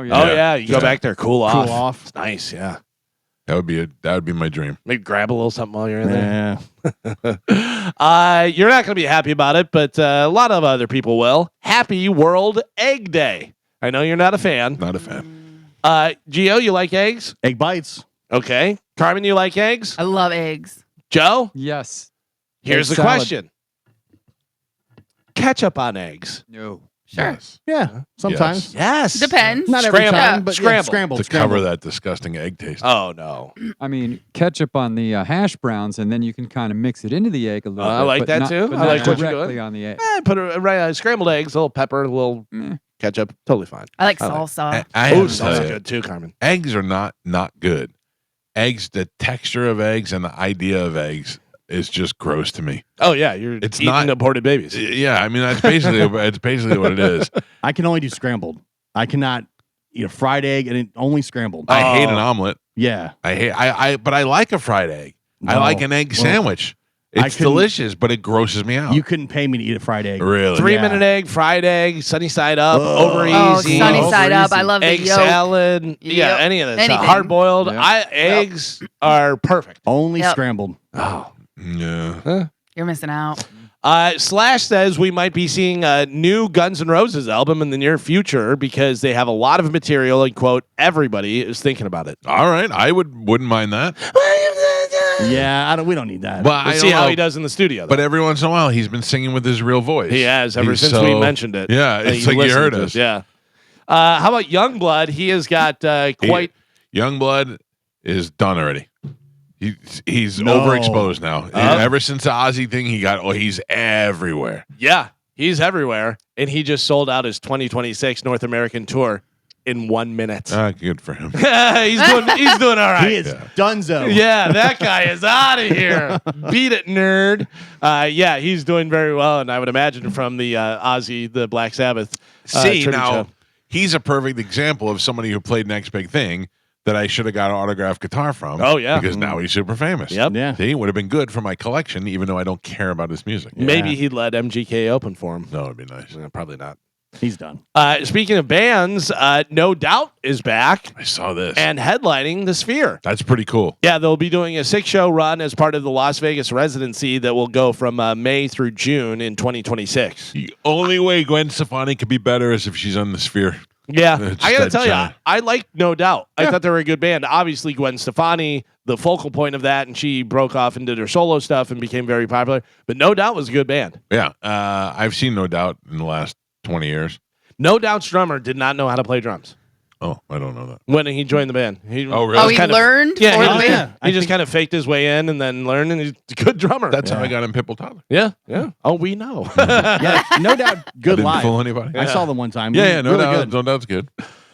Taylor Swift was on the Tonight Show with Jimmy Fallon, and she explained why she is not doing the Super Bowl. We had talked about this at the Super Bowl thing, and and we're like, yeah, it's beneath her. You know, it's a big deal. You all right there, Carmen? Yeah. Take it easy. I was, sorry.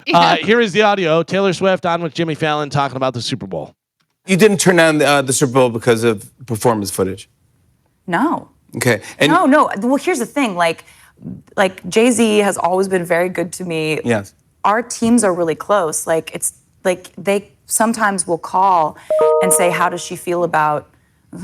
Yeah. And that's not like an official offer or an official like a conference room conversation. just a Like feeling our teams out. are really close. How does she feel about it in general? And we're always able to like tell him the truth, which is that like I am in love with a guy who does that sport on that actual field. Like that is violent chess. That is gladiators without swords. That is dangerous. I am the whole season, I am locked in on what that man is doing on the field. Can you imagine if like he's out there every single week, like putting his life on the line, doing this very dangerous, very high pressure, high intensity sport. And I'm like, I wonder what my choreo should be. Oh my gosh, honey, let me have one thing.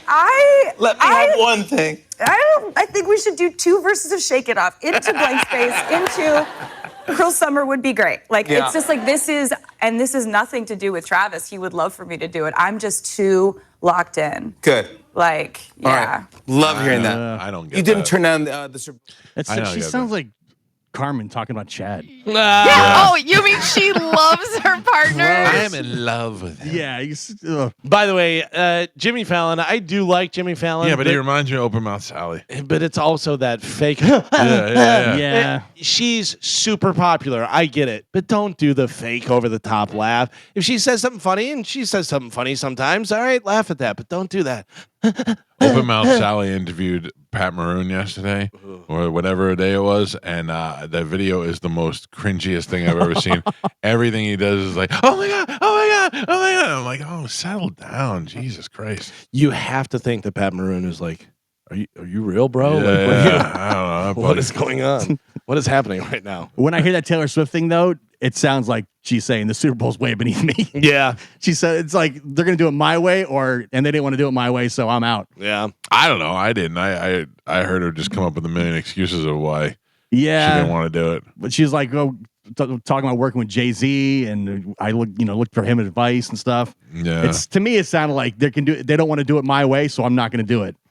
Well, we got Bad Bunny now. Angel Reese is not in the finals for the WNBA, No. but she is making some history as the first pro athlete to walk in Victoria's Secret's fashion show. Oh. Wings on, heels ready. Yeah. I have a picture, and so does Joe on Bone TV. I'll send it to you guys here. Check out Shy Barbie there with the wings on and the underwear and the panties and the bras and the heels. Oh, she's and got a great body. Yeah. How do you like that? She's got a mean face, though. Her face is, you know what they always compare her to? No. Is the, whatever it is, the squirrel or whatever it is from Ice Age. Yeah. The one? Yeah. Not, She just always looks like she's in a bad mood. her eyes are very far apart. Mm. is what I think the thing is. It's a little bit weird. Yeah. By the way, speaking of the WNBA, the Las Vegas Aces take on the Phoenix Mercury. That is happening tonight. Aces are up 3-0, so I believe it's do or die, right? Is it? It's 5-game series. Yeah. Caitlin Clark's not in it. Nobody cares. Well, she is not in it. Crazy. She is not in it. And then finally in news, Google released the top trending Halloween costumes. Top trending Halloween costumes. Bad Bunny. No. I would imagine Taylor Swift and Travis Kelce are a couple's costume. No. Really? Not according to Google. But the guy dresses like Taylor and oh my god, dresses like so crazy. Kelsey. Wouldn't that be funny? Google says the top trending Halloween costumes dominated by characters from the movie K-pop Demon Hunters. I know that's very popular right now. So do I. I don't know what it is, but I keep seeing it as well. It's a Netflix thing? Entire top 5 is from the K-pop Demon Hunters. Top 5, whatever. Rumi, Zoe, Mira, Junu, and baby Saya. I don't even know if I'm saying that right. Another character from the movie, Derpy the Tiger, came in at number 8. That's not real. Derpy. You're making that up. Chicken Jockey from Minecraft came in at 6th. Okay. Followed by that I know. Labubu. Yeah. Came in at number 7. I saw a Labubu costume and I liked it. Yeah? Yes. If I thought I'd fit in it, I would wear it for. It'd be so hot. I know. Why do you love to wear such hot costumes? Makes zero sense. Is the Labubu still a thing? I don't think so. Yeah. Well, that's number 7 on Came the, and gone. Yeah. Didn't you way overpay for Labubu? Yes. Nobody Twice. cared a month Twice. later. Rounding out the top 10 are the chicks from Wicked and the Lorax. Lorax, that was like 10 years ago, wasn't it? Yeah. What is that? I don't know. Wicked, because the new movie's about to come out. That makes sense. Rumi is also the number 1 trending costume for kids. Rumi is one of the K-pop Demon Hunters. Well. And then Labubu is number 1 costume for dogs. So you'd have your dog be a Labubu. Cool. All right. I have a 12-year-old daughter who is showing no interest in dressing up for Halloween. Yeah, that's about the age. Yeah. 12? Not going to dress up. I mean, Maybe stop at 12 and then start back up. listen to what a weird kid she is. She's on day like 4 of Z-Pack because she's not feeling good. Coughing and wheezing and all that stuff. Could not get her to stay home from school today. I don't know what they're doing at those kids. Like, I think that they're torturing them if they miss a day of school. Because she's like, I got to go to school. I got to go. Is I can't it that, miss school. or is it the click and everything? Whatever, you don't want to You be don't wanna away miss from out. it. No, like FOMO. No. That's probably a portion of it, but I think that she has to go to some sort of other class if she misses classes the next day, and she doesn't want to do that. Once you get to like the middle school and high school level, missing a day, it does set you back. Yeah. So it's a bigger pain in the ass to make the work up than it is just to go. That's what she's saying. Yeah, I it's would. just it's now she's at the age of middle school and high school that you can't you got to be there. My wife goes, just take tomorrow off, and she's like, no, I have to go. And my son popped his head in and he goes, did you just say you have to go? He's like, I never heard of this, and I went, yeah. Both my daughters are the same way. That's so They're weird. like, it's so much work to catch up when you miss a day that I'd just rather go. I will tell you, at no point in my life did I say I had to go to school. Right. I said a lot of times I have to stay home. Yeah. I don't want to go. Elementary school, they don't care. Like, whatever, take the day, take a week. The other Google trends for the costumes, the number 1 duo costume is Astrid and Hiccup from How to Train Your Dragon. Really? Okay. And then, Mike, you're going to love this one. All the number right. 1 trend in Halloween makeup is you wanted the best, you got the best. The hottest band in the world, Kiss. Why? What year is it? Well, listen, Kiss is still popular. Is one of their songs popular in a movie or game or something right now? All of their songs are popular. No, they're not. I meant for the kids. Yeah, no, I don't know. I Like, don't know what the deal is there. And then the top trending decoration is floating candles. For Halloween, I don't know what that is. I am Oh, so removed from Halloween. They're really they're like the fake candles, and you put them on like a fishing line, Oh. and then you hang them from the ceiling. I've So seen it that. kind of looks like Harry Potter. Oh. But now, because that Harry Potter is huge, now the floating candles have become really big. Like, for By the way, Halloween you as well. Harry Potter nerds, did you see Yeah. Lithgow dressed up as Dumbledore. Dumbledore? Yeah. Good. Yeah. Good to have Lithgow back. I don't understand. They're doing that Harry Potter show, but they're just redoing everything they've already done. Right. There's nothing new, which is kind of weird. They're milking. Well, yeah, one, milking it, but also you can't change Harry Potter because the original fans would freak the F out. So they're just redoing it. Not my Harry. But so everyone's mad at the author lady, whatever, but they still will watch the movies and do this. Yeah, it's still massive. She's worldwide. separate. She's separated from it. I love how people can separate that for things that they like. It's the Chick-fil-A chicken sandwich. It's too damn good. Yeah. Even though they hate gays. You could hate Bad Bunny if you want, but if you had a really good catchy song, you'd be like, "Whoa, Macarena." Yeah. By the way, speaking of sandwiches, what do you got over there, Joe? A little egg salad? I got this is a chicken salad sandwich. Chicken salad. I like chicken salad, Joe. From 7-Eleven. Oh, Quite delicious. I got to tell you, any sandwich I've ever had from a convenience store has some sort of Salmonella liquid in it that keeps it, and you taste that. Yeah, and you're just like, oh. Like, that's last-ditch effort. I'm starving. I have to have something. Sandwich from a convenience store. Yeah. But it seems like the base of Joe's diet. Did you get that this morning? I did. Okay, that's fair. Made fresh. No pocket hot dog today, huh? No. I'm going with chicken salad right now. Joe's got chicken salad and a little sandwich and a little container of nuts. I've seen him pull a hot dog out of his pocket. I have seen that as on well. multiple occasions. We got to get you down with the salsa. You know what? I keep forgetting about it. I'm going to bring, what are they called? Glizzies? Yeah. I'll bring glizzies. Dogs rolling. Old man. I thought about getting one of those dogs rolling machines for upstairs. Yeah, that's perfect. Man. Right? Who doesn't love a hot dog when they're watching a football game? You're not eating hot dogs. By the way. What do you mean? You're eating hot dogs? No, I'm not. Yeah, exactly. For my guest. By the way, cut to local shock jock killed when his glizzy machine explodes. Burns house down. Burns the house down. I think they call them shabubus now. I don't know why I have to be Shabubu? Yeah. Labubu? No, I think it's shabu. I Hot dogs are shabubus? That's what I heard. 6'7". No, Shabuzi. That's an artist. I'm telling you. You're combining what it is. You're combining things that you've heard. No, I heard old this. man didn't even know what glizzies were. Shut up. Yeah. You don't know what you're talking about. Well, there you go. That is it for news. All right, Galvin, thank you. We have to take a break. I believe Dave Landau is going to join us when we come back. Dave Landau is going to be at Side Splitters this weekend. He'll be in the studio with us next on 102.5 The Bone. In the studio with us, going to be at Side Splitters this weekend is Dave Landau. Dave, great to see you. Good to see you, sir. It's been a while since you've been here, and so many things to talk to you about. First of all, what are you doing now? Podcast-wise and radio-wise and all that stuff. What are you doing now? I have a show called Normal World, which is it's basically just sketch. Also, it's kind of a podcast sketch show. It's sort of a shapeless thing, which is why I can't really tell you what it is. But a it's podcast sketch show, so you can come up like characters and things like that. Yeah, like we do different sketches. Like yesterday, we've been doing UK police. So just stories out of the UK that are real, like they're not allowed to have more than one Coke at a time. All right. We take somebody down for that. They've been arresting people for Twitter memes. Oh, are you serious? Yeah, for real. Really? In the UK, yeah. Wild. So yeah, we've been doing that as well. So just kind of going in and just playing British characters, and our teeth get progressively worse. It's nice and hacky, but it's still fun for us. Who do you do it with? My friend Quarterblack Garrett and Angela Boggs, and then Gerard Michaels is on it a lot as well. And where? Out of where? Dallas. Okay. Yeah. Is that where you live? I live in Detroit and Dallas. It's weird. I go back and forth. I'm there 2 days a week to film. You're making that kind of money where you can have dual residency? No, my wife just won't leave.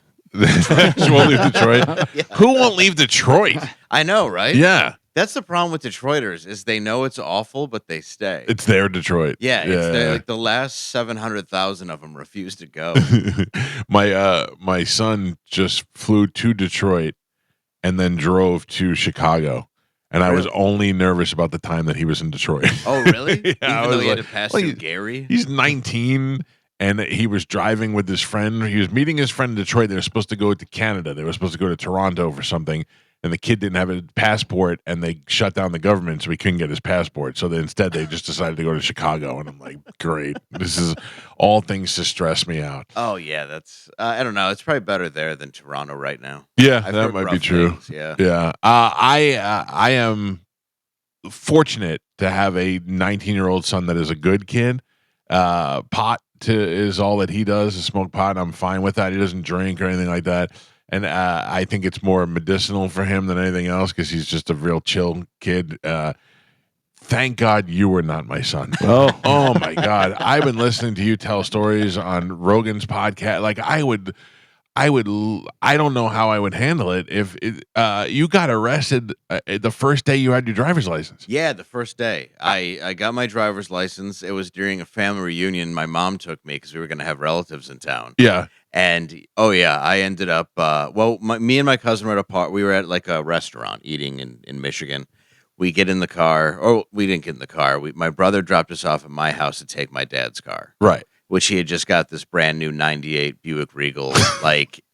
So my aunt had actually blocked the driveway thinking that I might take the car. Uh-huh. So I thought I would finesse my dad's car around her car by driving over my neighbor's garden. Beautiful. Very slowly in reverse. Yeah. It just does damage though. Which my son's idiot friends have tried to do in this driveway. I'll just go through the neighbor's house and go over the grass. Yeah, it's just tires. Yeah. I've been driving for a week. I should be able to do this. Yeah, I should know what I'm doing. Yeah. It's not like this is heavy and that's lawn. So you take the car and you go over through the garden. Yeah, we go through the garden. I go and pick up 3 of my friends after that. So now there's 5 of us in the car, and we go down 8 Mile where I lived. We go down to a place called Piccadilly to get beer, right? Which is a place where they would sell it to me, or if they didn't, there's always be a homeless guy named Spider that would buy beer for us. I had a guy named Bamboo. Okay. Yeah, Bamboo was a Vietnam vet, and he was not pervy, but he would let us use his place to throw keg parties, and he would buy us beer if we needed to. But we're weird. We kept waiting for Bamboo to try to hit on the girls or something like that, and he didn't. But Spider did offer to do things with you guys. Yeah, Spider would offer sex to all of us. Oh, he'd be like, I can get in there and play with, I can work them like ski poles, and we're like, no, buddy, we really just want the beer. He's like, I'm clean. I'm like, there's no way you're clean. Man. If you're buying beer for underage kids, you have to have a cool nickname. Yeah, Spider, Bamboo. Well, he would go with a Y, and you know what I mean? Like it was SPYDER, and he made sure you knew that Y was right.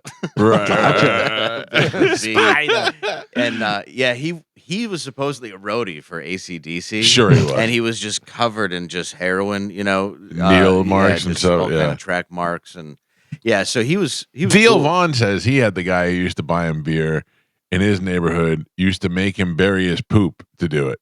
The guy would poop and Theo would have to bury it in holes. And Theo tells his story like it's so normal. And he goes, he was like, and I would bury his poop and he'd buy me beer. And I go, whoa, what is it? Who's burying their own poop? And why? He's like, well, he didn't bury his own poop. He made me bury it. And I'm like, okay, that I get. He just wanted to watch a young man bury his poop. Bury his poop, yeah. Yeah. So it's okay. So Spider's buying you beers. Yes. So we decided to go. We started doing leaf pile fires, which we would do on occasion because people would sweep them up to the side of the road, and you would just set them on fire. Yeah. Okay. Like with cigarettes, or like we throw a tissue in there, which is weird because you seem like a very level-headed adult. As an adult, I don't think I'd do it. Right. Unless I hated the person. Right. Okay, yeah. But you seem like a reckless child, but a very level-headed human being now. Oh, yeah. I mean, 16 years of sobriety. Yeah, that'll do it. Yeah. I will tell you, when Dave said we'd set leaf fires, his eyes kind of, you kind of were like, that was good. I used to really like that. Yeah, there's part of it that's nostalgic. Yeah. Because we started giving lawn jobs, which is not sexual, but it's when you get up on the lawn, do a brake torque and spin, Right. And we did that, but I did that. Right. And we got up on a lawn, and I just kicked dirt all over this guy's BMW, which is much faster than my Buick. Yeah. And we ended up in this high-speed, like French Connection style chase. The guy went after you. Oh, yeah. Yeah. And instead of stopping and just fighting him, we're like, we should just do this. Try to outrun him. Yeah. And I came down a street that had a sharp bifurcation. Right. And I slammed into a tree. Oh. And all my friends and my cousin ran, so it was just me in the car. You and your dad's car. In my dad's car. car. First day that you have your driver's license. First day of my driver's license, knocked out by an airbag, and everybody else Oh, ran. you airbagged it. Yeah, but here's the kicker. I didn't know that for the family reunion, in the trunk, there was a bunch of beer and liquor and chips and stuff. I'd never even looked in the trunk. So when I hit it, it just popped out like a Super Bowl party. It was just a river of just booze and chips and stuff leading up to me unconscious. Oh, Jesus. Yeah. So you got knocked out unconscious from the airbag. From the airbag, yeah. I was closest to it. My friend Matt, who was in shotgun, was kind of leaned back far enough to where he was all right. But yeah, I was right in front of the wheel because I'm short too. So I just remember it clubbing me. Did you get burned? A little bit. I got burned on my belly one time. I was a passenger and the airbag went off and my belly burned. Yeah, a little bit. My nose was bleeding. I could taste copper. Yeah. And then when I got out, my dad was at the scene. This is the best part of the story. Listen to this, because I've tried to relate to this as a father. Yeah. My first reaction would be, "Is my God, are you okay?" And then, yeah, I got out and I just said, "Dad, I'm okay," and he goes, "Good," and he cracked me in the face so hard that I was knocked out for the second time that evening. And no joke, when I was waking up, the cop just goes, "He's up if you want to hit him again." That's great. And, like, my dad was in Nam, but he wasn't violent. Right. So for him to do that, he was like, "This is had to be so angry. Yeah. I mean, the nerves that I would have seeing my son in an accident and all that stuff, I don't know if I'd be able to handle that. Blood. Yeah. But I would definitely I'd also want to hit him at the same time. So I get it. I feel it. Yeah, I think I had already done so many things at that point that it had just kind of bubbled. And then the fact that it was the first night with my license. Right. You know, in his car. In his car. And him and my uncle were driving around looking for the car. Because I was like, hey, we're going to go see, I think it was Waterboy. Right. So yeah, we ended up so he's driving like theater to theater, realizing looking for the I'm lying. My neighbor's lawn's destroyed. Are you doing drugs at this point or no? Oh yeah. Oh yeah. Drugs were first. Yeah. Weed was first. Cigarettes, weed. Not that cigarettes are a drug, but I mean, like when you're like 11, you start like maybe sipping a beer. Yeah. But actually smoking weed. At 11. Yeah. Because I also have a 12-year-old daughter, so I can try to put this in perspective now. I do not see her sipping a beer. No, my son's 10. I don't see him at all the way that I saw me. No. I wasn't that way either. And also, I for some reason, my mother made me feel so guilty. I felt like if I were to do that without her knowing it, it would be like I'd be betraying her. So I felt bad, so I didn't drink. I get that. Yeah. My mom was bipolar, so I was half the reason I didn't want to be at home. It's true. Yeah. Because you just never knew who you were walking in the house to. How was your dad? You had a good relationship with your dad? Really great relationship. Because your dad was in Vietnam and was a victim of Agent Orange testing, correct? Yeah, he was like our coach. He ran baseball. He football, soccer, all that stuff. But I mean, his main thing was baseball. That's what he coached and loved. He was a basketball coach for high school. And he got Agent Orange soft cell sarcoma brain cancer when I was 13.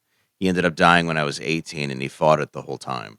But they were great. The VA, they gave us nothing. Our family lost everything, and like now they've acknowledged it, but they still won't give us anything. So you go if they admitted they were doing the testing, but they would not take any of the responsibility for it. At that time, they said we're not responsible for a soft cell sarcoma. That's not on the list. And at that time, they had like 3 things on the list, and they were just paying out for mustard gas from World War II without the interest.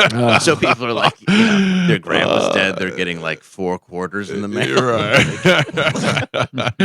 Oh, that's awful. And now you're dealing with that and your mom at the same time. Yeah. No wonder why you're on drugs. Oh yeah, I started doing drugs because of that. Yeah. And then I was depressed, and like my aunt was staying with us.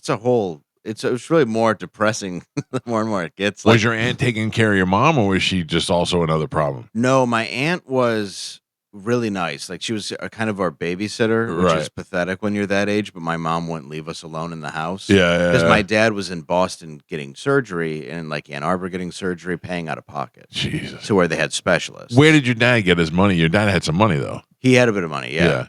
Through the family or through he had just been in investing in different jobs. Okay, like he was really good at that. So. But he had millions. He had $4 million and lost all of it. But didn't lose it. Had to spend it all trying to survive. Yeah. And I mean, he had like a halo drilled into his head, which I don't know if you've ever seen. Those. Yeah. And he still played golf in it. With the halo. Jesus. Like he didn't take painkillers. Like he didn't care. Well, he was a tough guy. Yeah, he was old school. Yeah, he was a real man out of Detroit. Yeah, real Irish Detroit. And was he never that kind of like woe is me kind of guy? He never complained. Really? No, he'd just go. If I had a halo on my head, I'd be like, now I constantly am trying to convince my kids that I'm a great father. I'd be like, look at me, I'm half robot. I'd be furious. Like Vinny Paz, the boxer with the thing on, and he's working out and doing all this stuff. Oh yeah, after the car accident. Yeah. It was like that where and our friends would ask him like, "Hey, how you doing, Mr. Landau?" And he's like, great. Can you hand me one of those alcohol wipes so I can take care of these screws in my head? Like, he would just be very sarcastic. And people be like, how are you? So we go, oh, every day is a blessing. Just staring at him very dry with a halo drilled into his head.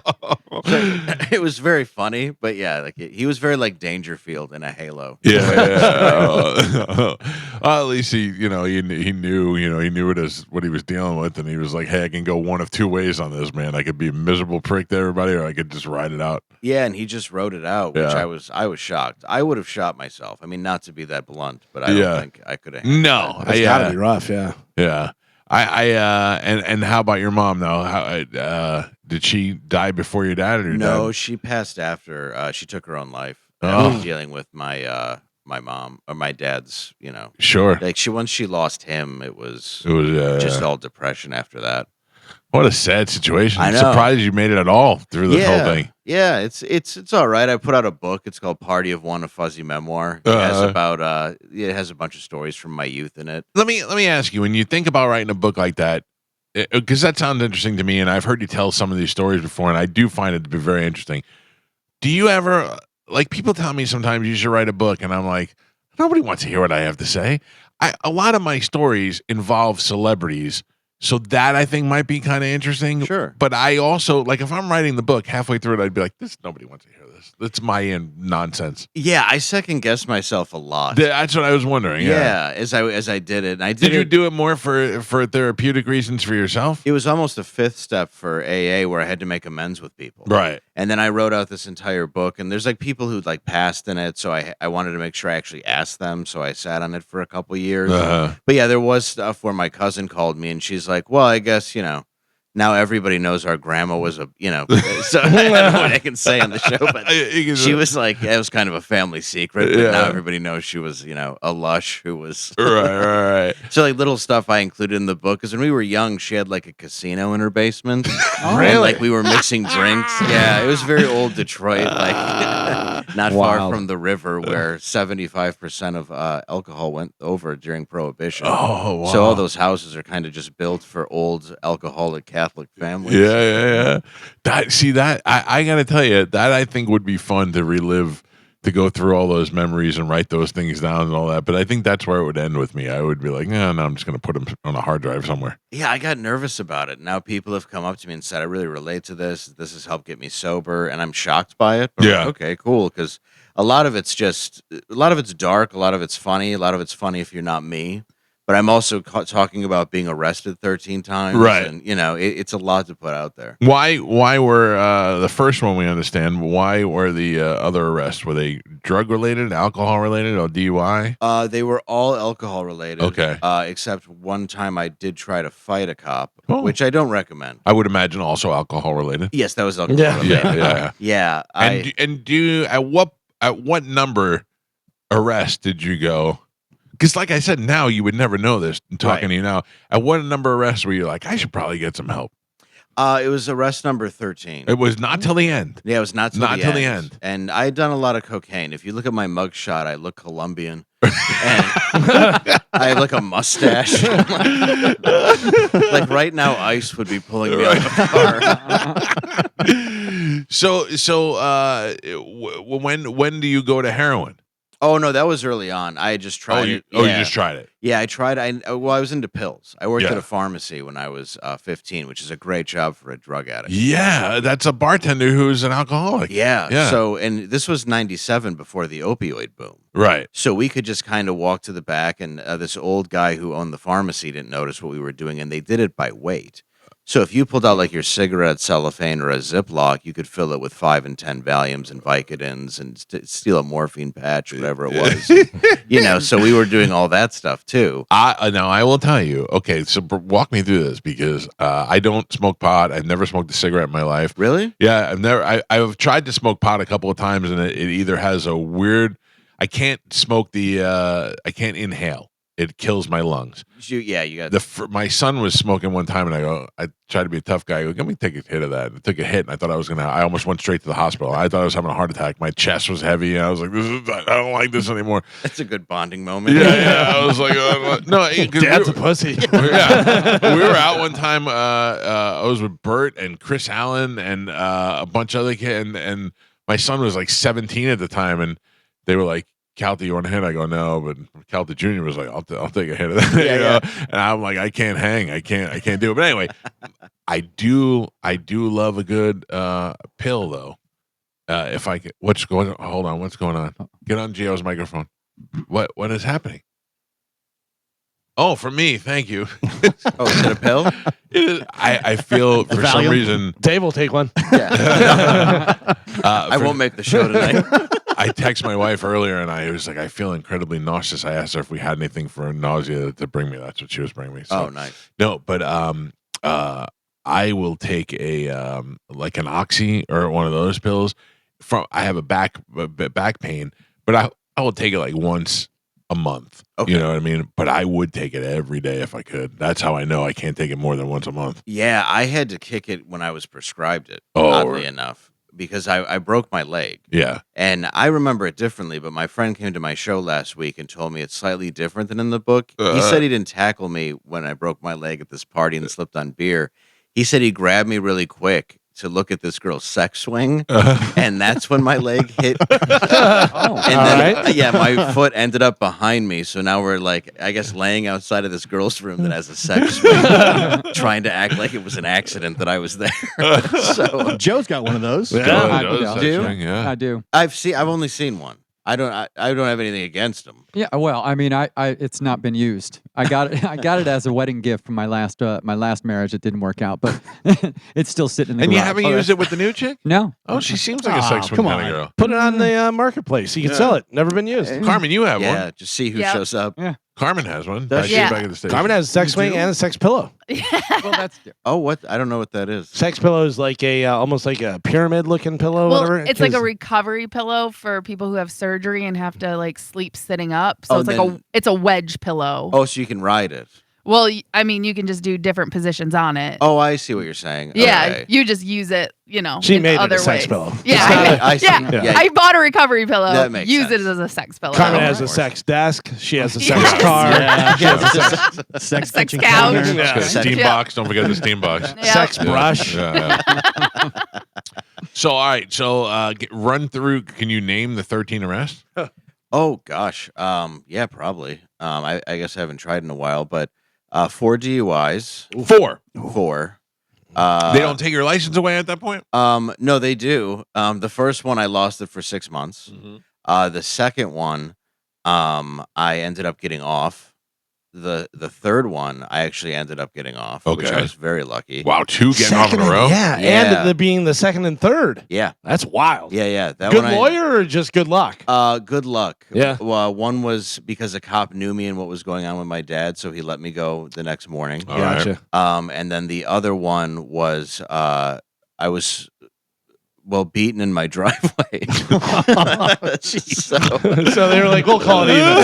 so it was sort of a truce. I was laughing at this. Yeah. He was beaten in his own driveway. Yeah. The rest were MIPs. One was for an ecstasy pill. Okay. I was driving and a cop pulled me over and he planted it. What is MIP? A Minor in possession. Oh, Carmen okay. knows. Hey. She's from Detroit. I'm Sorry, from hippie chick. Yeah, I'm from Michigan too, and I had about 5 of them, but they all get dropped off. Yeah, they of your love- record. Yeah, once you're 21. Yeah. Yeah, they Oh, I love saw. handing them out though. Yes, for anything and everything. Yeah, like then- when you're underage, they just like look for underage kids to give them MIPs. Yes, and that's kind of how one of the local cops was, and he would arrest certain people, Oh, I got you. and I was the one he would arrest. Okay. All right. So, So- you were his guy. Yeah, one was assault.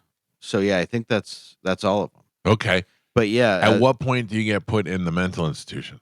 I was at my buddy's house. Okay. And I don't remember what arrest that was. Oh, we'll call it 6. Okay. I was probably about Oh, so right in the middle? Yeah, Right in the middle, right yeah. in the middle. And, and was this an option? Hey, you have to go to a mental institution or you're going to jail kind of thing? Or were you having some significant mental problems? No, I was having mental problems. Yeah. So yeah, what had happened was I was out one night and I was drunk and high and everything. My friend asked me to bong a fifth, which I had done before. A whole fifth? An entire absolute vodka. Ooh. Yeah, my friend poured it in. My friend Anthony's like, these are not your friends. No, they were. No, they were trying to kill you. Yeah. Well, yeah, they were that night, but we kind of did that to each other. Right. Okay. Yeah, like if we had a taser to play around with, whatever it would be, we'd try to hurt each other. And so I bonged a fifth. Oh, and from what I was, I tap danced for a few minutes. Told my girlfriend she had orangutan breasts. Okay. And then I fell through a glass tape. We had a kid on the show. It was an intern, and somebody gave me a bottle of absinthe, the real bottle from Amsterdam. Oh, dang. And I was like, I'm not drinking it, so let's let them drink it. So they drank, and this guy called his girlfriend and said, I don't really want to marry you. I said yes, but I don't want to. Oh my God. And you just said she had orangutan titties. That was bad. Yeah, we stopped dating after that. Yeah, I would imagine so. Yeah. Yeah. So how do you end up in the mental hospital? What happened was I actually went home the next day and I came inside and my dad basically was like, look, you need help. We need to get you help. And I tried to fight him, which fist fight him. Okay. Yeah, because there's always that moment apparently.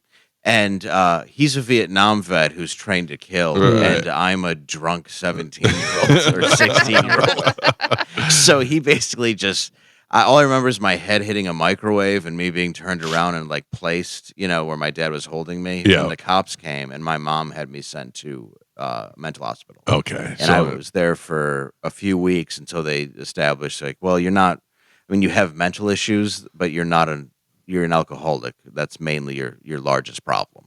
Your roommate, however, was a werewolf. Wait. Yeah. Okay. Happy Halloween. Yeah. What do you mean he was a werewolf? When I get there, they took my belt and my shoelaces so I don't get all, Epstein. Right. And so they take those and they walked me down with a counselor, and I was uncuffed at that point. They gave me scrubs to wear. Okay. And they walked down and they go, there's this other kid in the room who's huge. He's all like just way bigger than me. And the counselor's like, Dave, Reese, Dave, get to know each other. You're going to be roommates. And he's like, what are you in for? And I'm like, I don't know. I bonged a fifth. He's like, what about you? I go, what about you? He goes, I'm a werewolf. Oh. Yeah. And I was like, do you understand that as a grown man who's never committed a crime, I think about if I had to go to jail, what my cellmate would be like, and I stress out about it. I have no intention on going to jail, and I have committed no crimes. But I think about, what if I get in there and it's just a guy? What if it's Spider? What if it's a guy who keeps constantly trying to give me hand jobs? And I'm like, I would be furious. And you get put in with a werewolf. Yes. Yeah. Well, and I go, the guy goes, he's not really a werewolf. I'm like, I know he's not really a werewolf. Right. Like but he thinks he's a werewolf, and I'd like to be in a different room. Right. So but he was fine for a while. Yeah. And then one night, full moon, the dude's howling. And I don't even, just howling. And then he starts barking. I don't even think wolves bark. But he rips his clothes off. And I'm just screaming, werewolf, werewolf. And he lunges at me butt naked. I grab a lamp to hit him with it, and it's glued down because it's a mental hospital. And he's on top of me, and I can just feel parts of him hitting me. And two counselors run in, they trank him with a thing called booty juice. Oh, I've seen that in Wayward. Yeah. It doesn't knock you out right away, but it stunned him enough to where they could wrestle him off me, and I'm just in a sweet, creamy Me Too bowl, crying like a bitch. But yeah, they pulled him off me, and I'm just like, I don't want to be here anymore. I like drinking. I'm not. This is crazy because people there were certifiably nuts. Right. And it just was not the place for somebody who needs mental help doesn't necessarily belong in a mental institution. No. Yeah, no. You're crazy people go to the mental institution, not people who need some mental help. Yeah, and I was kind of, we'd be in these groups where we had to discuss everything. And I remember this 13-year-old girl, her dad had molested her, but was going to molest her sister. So one night when he was passed out drunk, she sharpened an ice cream scoop and took out his eye. Oh, yeah, I swear. And as she's telling the story, right after I go, oh, that's awesome. And the counselor's like, we can't condone violence. I'm like, no, good on you. Yeah. Sorry, way to be proactive. Yeah, way to save your sister. Have you met Reese the werewolf? Yeah, Reese is here. He's never saved anybody. But I do have his penis prints on my thigh. Yeah. So, like, oh man. Yeah. So yeah, that was that. Unfortunately, yeah. The institution, they gave me a antipsychotic. I Right. can't remember what it was. It was just this black pill, but it just completely took my emotions out. So for almost a week, they couldn't really even talk to me because I was just comatose. Yeah. And then How from I feel there, most days here. Yeah. Then there, I went to a rehab after that for 30 days. And were you sober after that? No, No. the day I got out, well, I didn't drink for a while. Right. The day I got out, my friends were like, "You can have pot, right?" I'm like, "Yeah, I can have pot." They didn't say anything about pot, which they did. Your friends were the worst. Yeah, a lot of them were terrible. Yeah. We were all not helpful to each other. Definitely not. Like you'd have a friend crying and be like, "I've lost everything. I think I'm drunk. You know, I can't stop drinking." I'd be like, "Let's just go get a beer and talk about it." So what is the final thing where you're like, all right, I'm done? I was an adult and married, and Yeah. I had gotten my life together and started doing comedy, and I was doing well, and that's when I got my last DUI. What makes you do? I mean, most people who've gone through some sort of turmoil use comedy. You know, they have a lot to relate to, and they can turn that into those bad feelings into jokes. I mean, what made you realize, hey, I could probably do comedy?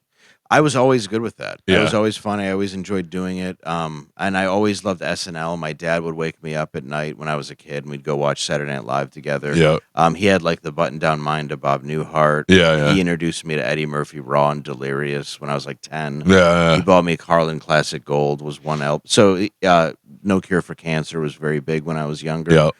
So I was always introduced to it and always fascinated with it. Yeah, So yeah. Second City was a theater there. Yep. And obviously started in Chicago, but he had told me about it. And one of my teachers who didn't hate me stopped me once and was like, "You should try this thing called Second City." Isn't that interesting how the same thing with me? I had one teacher who said that to me, you should write for David Letterman. And I went, I might be able to do that. You know, like I never thought that would be a possible thing until somebody of authority said that to me. Yeah, it's so interesting how they don't encourage that at all. Right. And the one teacher that did was right. And I ended up doing improv with her once years later, which was really Oh, cool. really? Yeah. But it was just amazing that there was something there for me to go to. And I started there when I was 19. So you went to Second City, Detroit? Immediately. And was it hard to get in? No, I got in. At that time, like Tim Robinson, who's pretty big now, was in the same class. It's unbelievable. Yeah. Tim, we were just talking about him this morning. I love him. I think he's absolutely My hilarious. wife, I got my wife for Christmas tickets to go see him live in L.A.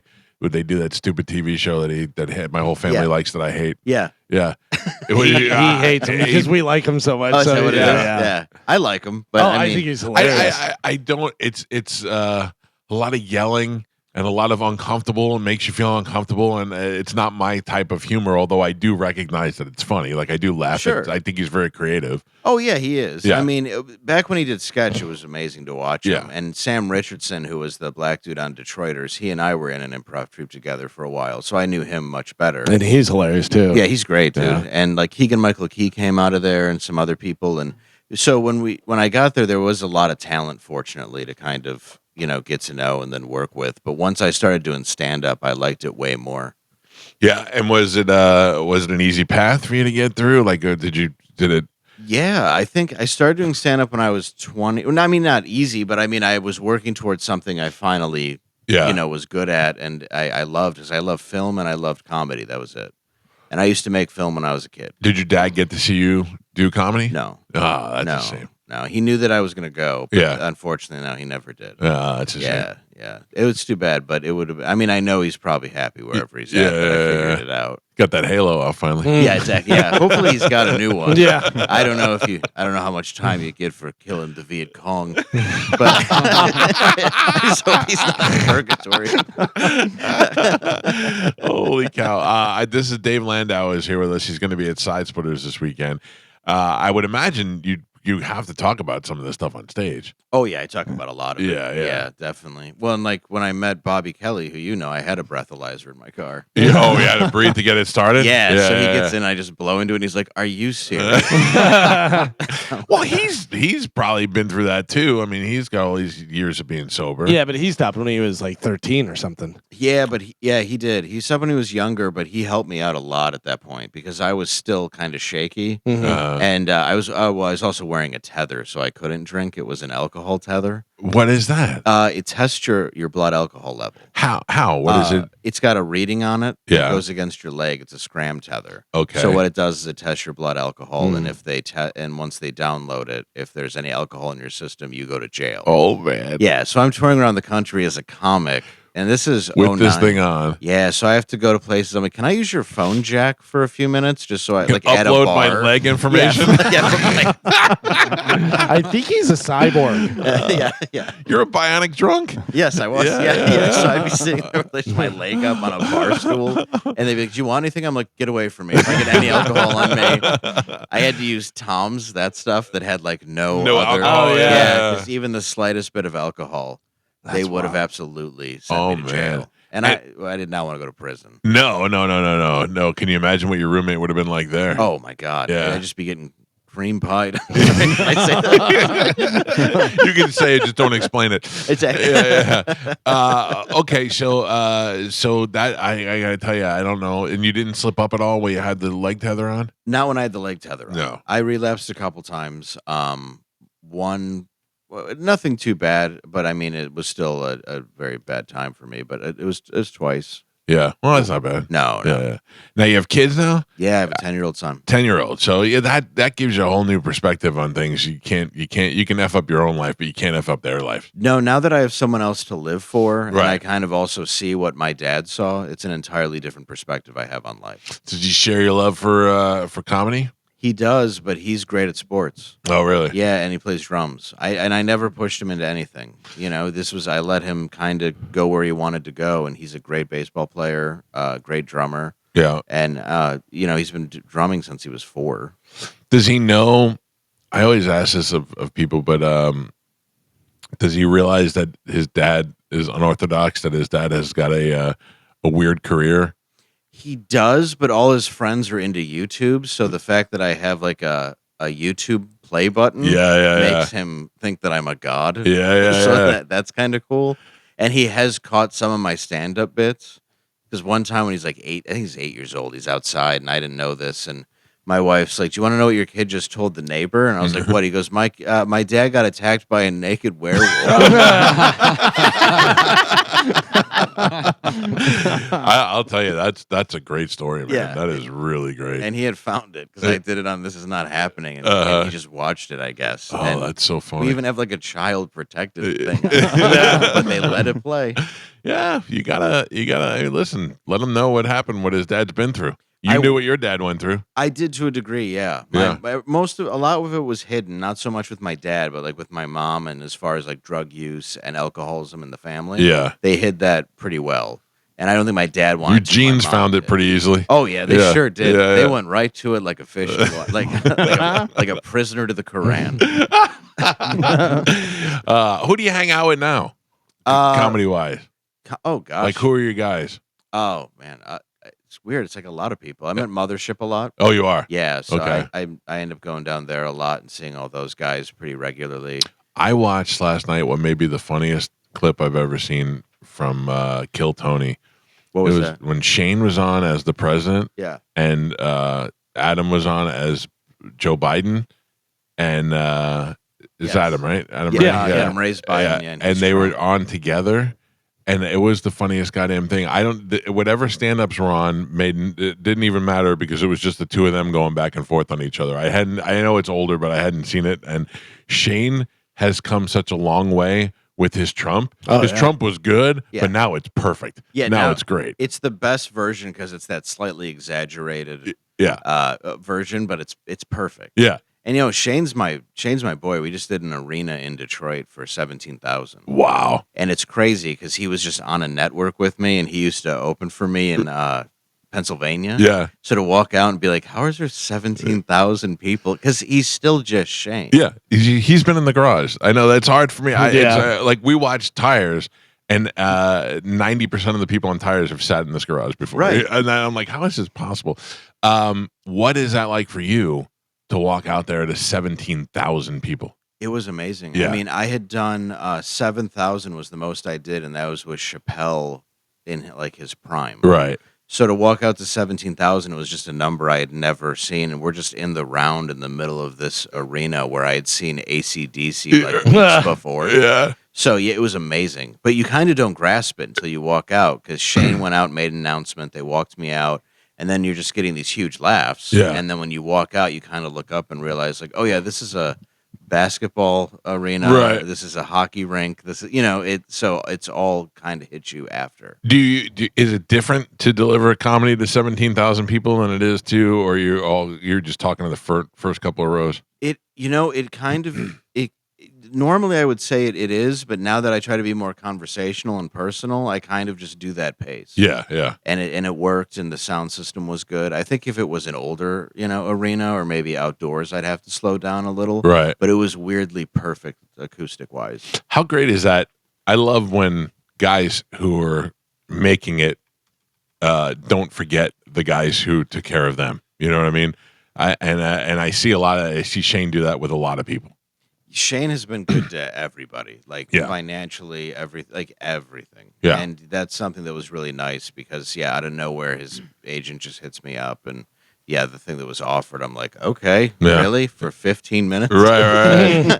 Bobby just did Orlando and South Florida with him. Oh, did he? Yeah. And Big J and those guys. And it's Tommy good. Pope. Yeah, it's good to see, when a guy gets to that certain level, sometimes he loses his grasp on how he got there, and Shane is not that guy.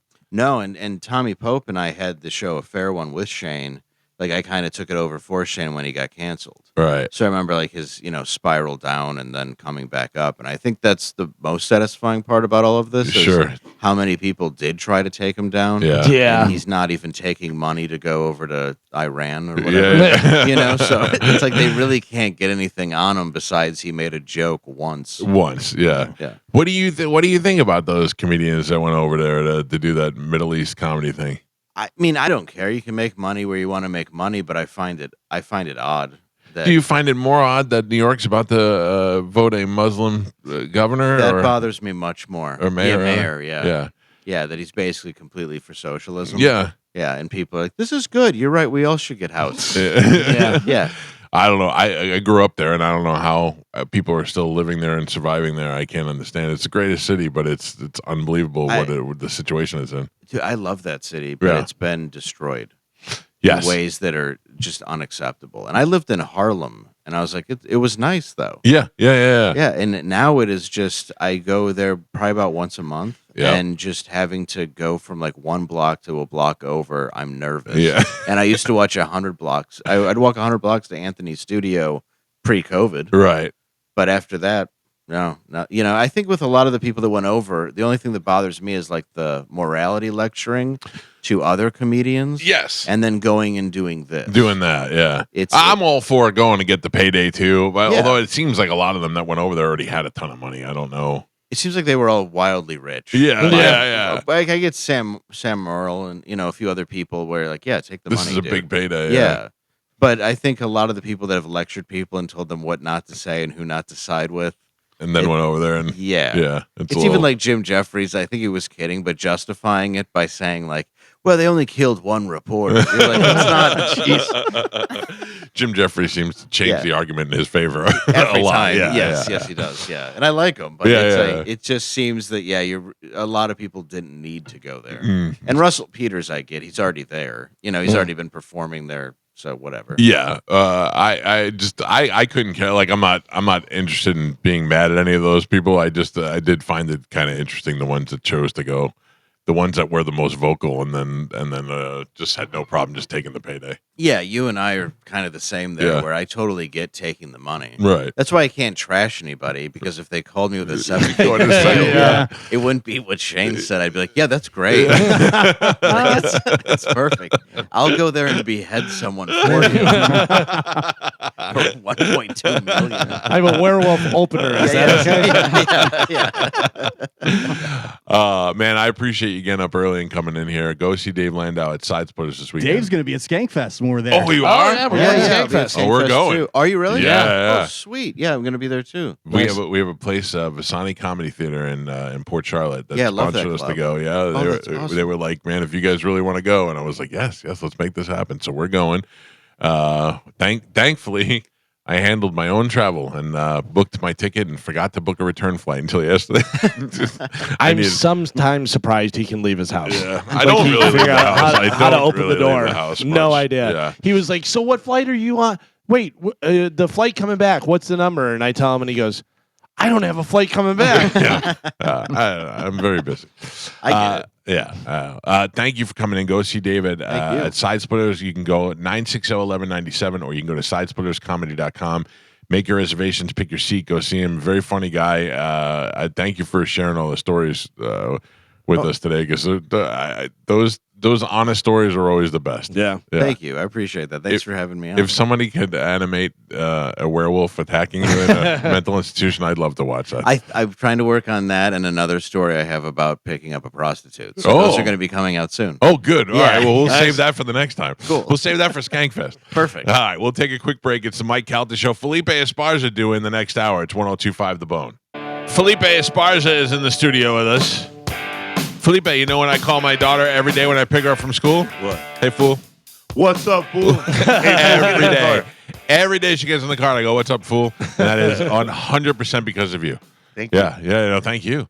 How are you, buddy? I'm great, man. Happy to be here. I don't think I've seen you. The last time I saw you, I think was on Bert's cruise. Yes. It's been some time. Or unless you were we went to Montreal the same year.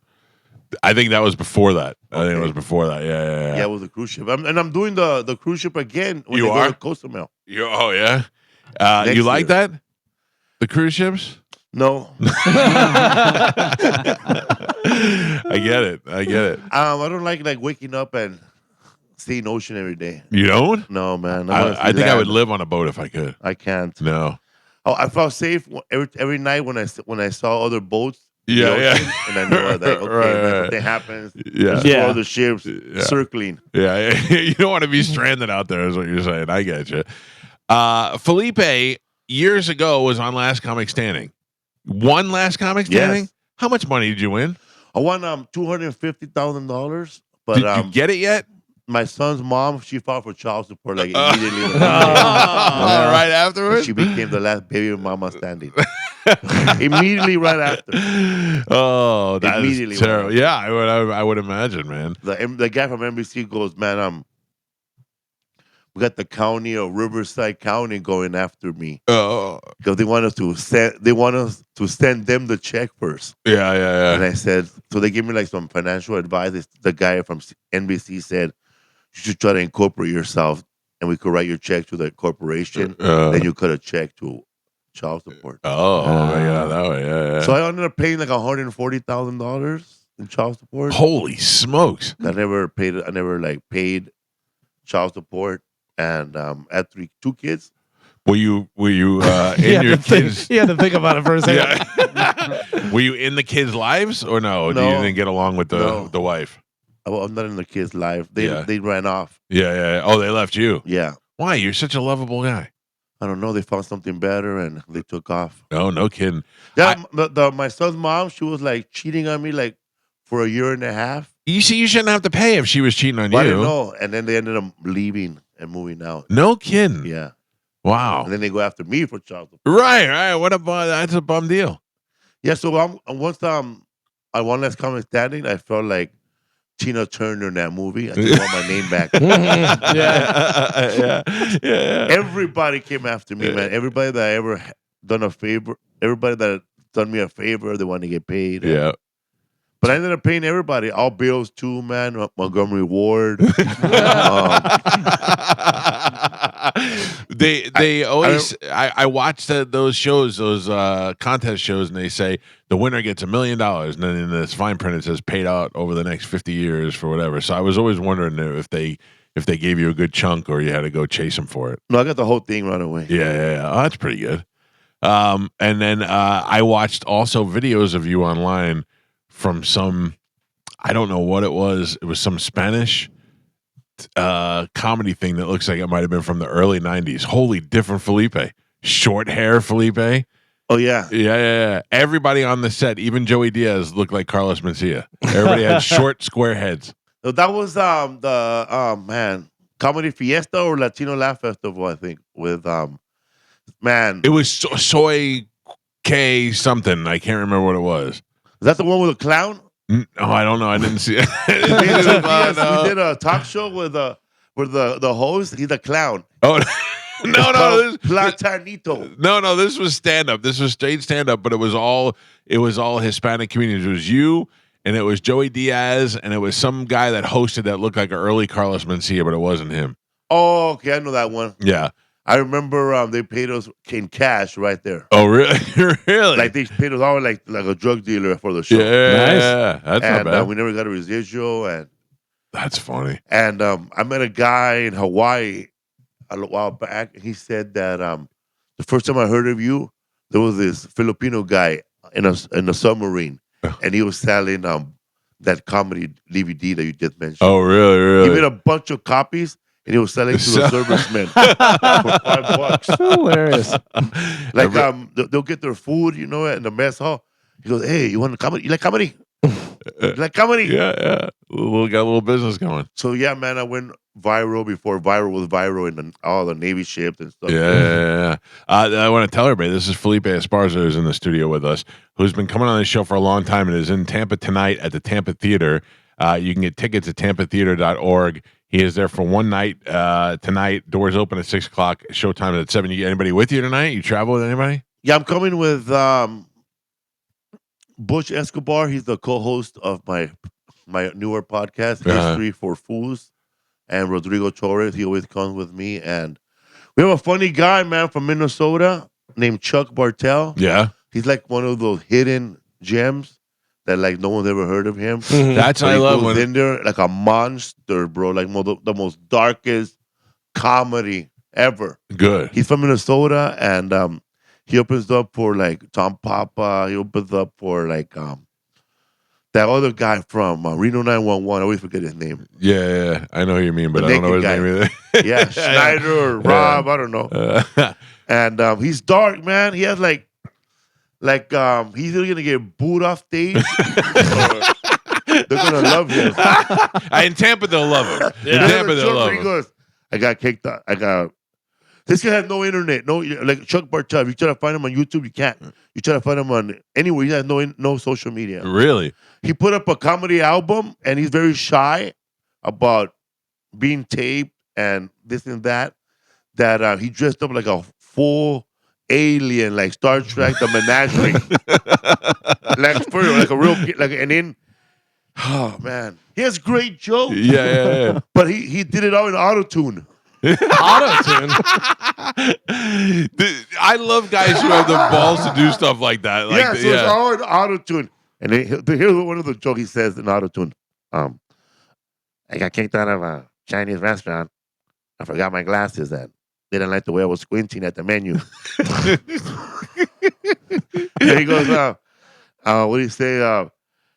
John F. Kennedy said, ask not what the country could do for you, but what you could do for the country. Then he has sex with Marilyn Monroe and had her killed. Where do you find these people? I don't know, man. Him, before I won Last Comic before I won Last Comic Standing, like 2007, 6, I saw him at the Comedy Magic Club. Oh, and you remember? I thought this guy was like a veteran comic, doing corporate gigs. So he's like much older than everybody in here. And I thought that this guy was a known comic. Right. But no, he's just known to the bigger comics. He's like their hero. Yeah. And I thought he was famous already. So I didn't want to approach him. But I said, man, you're funny, man. I'd like to work with you one day. And then one time I saw him at the Ice House, and I told my wife, this guy is funny. He was doing the smaller room. Yeah. 10-minute spot. I said, you got to see this guy. He's hilarious, the funniest guy in this whole place. Then she saw him, and she was blown away. She couldn't believe it. So she come with us now. He come with us. That takes a lot of confidence for you to be a funny guy and see somebody that you think is funny and want to work with him. Most of the time, people will try to avoid that. They don't want to be outdone, but that shows you how confident you are in what you do. He's funny, man. He forgets his jokes sometimes, and he does the old trick. The old trick. What does he do? He writes all the jokes down on a napkin, and he gets a glass of water and he sticks it to the glass. And he goes, or sometimes he will run it in his fingers like this. What is his name? Chuck Bartel? Chuck Bartel. So I got to look it up now. Yeah. Although I'm not going to be able to find him because it isn't on the internet. I usually work with him, and then there's another guy that no one ever heard him, but he opens up for Rob Schneider too. Larry Bubbles Brown. Murr. Oh yeah. He says "murr" after every joke. Murr? Murr. All right. He did the Letterman in 1992. You know exactly who he is. If I see him, I guarantee you know who he is. He did David Letterman in 1994. Right. And they didn't do it again till 25 years later. Oh, geez. 2006, 2016.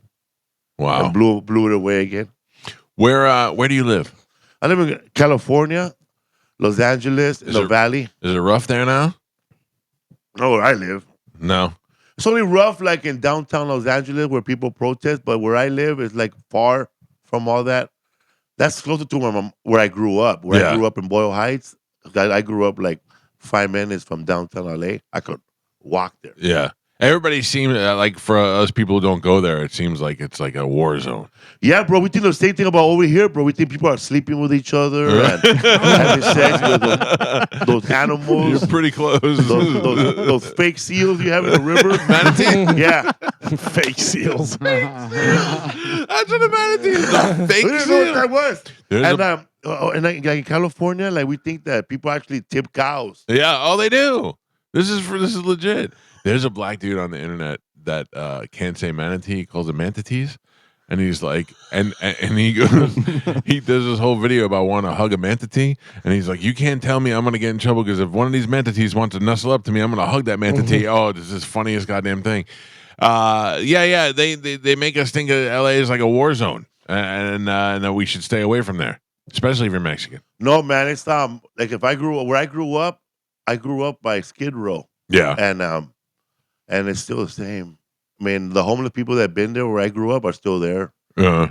It was worse when I was a kid, man. I remember hanging out at a bus stop, and this Cuban lady came up to me.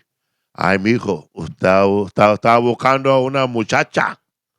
And I said, no. I was all shy. The guy had no money. No. What did she? We don't have any idea. She what wanted you to have said. sex. Oh, none of us speak Spanish. I was like 14 years old, like to the prostitute. Oh. And I was just waiting for the bus stop. He goes, mijo, hey, baby, you looking for a good time? And I said, my mom wants me to be home soon. I don't know. Yeah, at that age, I don't know how I would have handled it either. I know what I'd want to do. Yeah, where I live, man, it's like typical out of Los Angeles. There's fireworks every night at 10 o'clock. I don't know why. some soccer team from Mexico must have won somewhere. But every night, and she lives too. Somebody popped fireworks at 9 o'clock. Yeah. 10 o'clock. Yeah. And then at midnight, there's a shooting. And I have never lived not by the freeway. So I always hear the police pulling somebody over. Yeah. Hey, pull over. Now this is your assistant? Yeah, Shally. And how long have you guys been working together? 7 years. How do you get away with having a girl assistant? My wife hired her. Oh, your wife hired her? Yeah. I don't know. My wife wouldn't do that, I don't think. She don't want to tempt it. Yeah, you also had a 19-year-old nanny. Yeah. But she was carrying a Bible around. Yeah, for a little while. Yeah. That's funny you say that. My wife posted a meme, an old meme of a dentist ad, and the dentist was just a guy like regular dentist, but the girl was like the redhead girl, maybe 14, 15 years old, and she's smiling, and the ad said, he said, my teeth are so white, I could come back and be a receptionist when I grow up.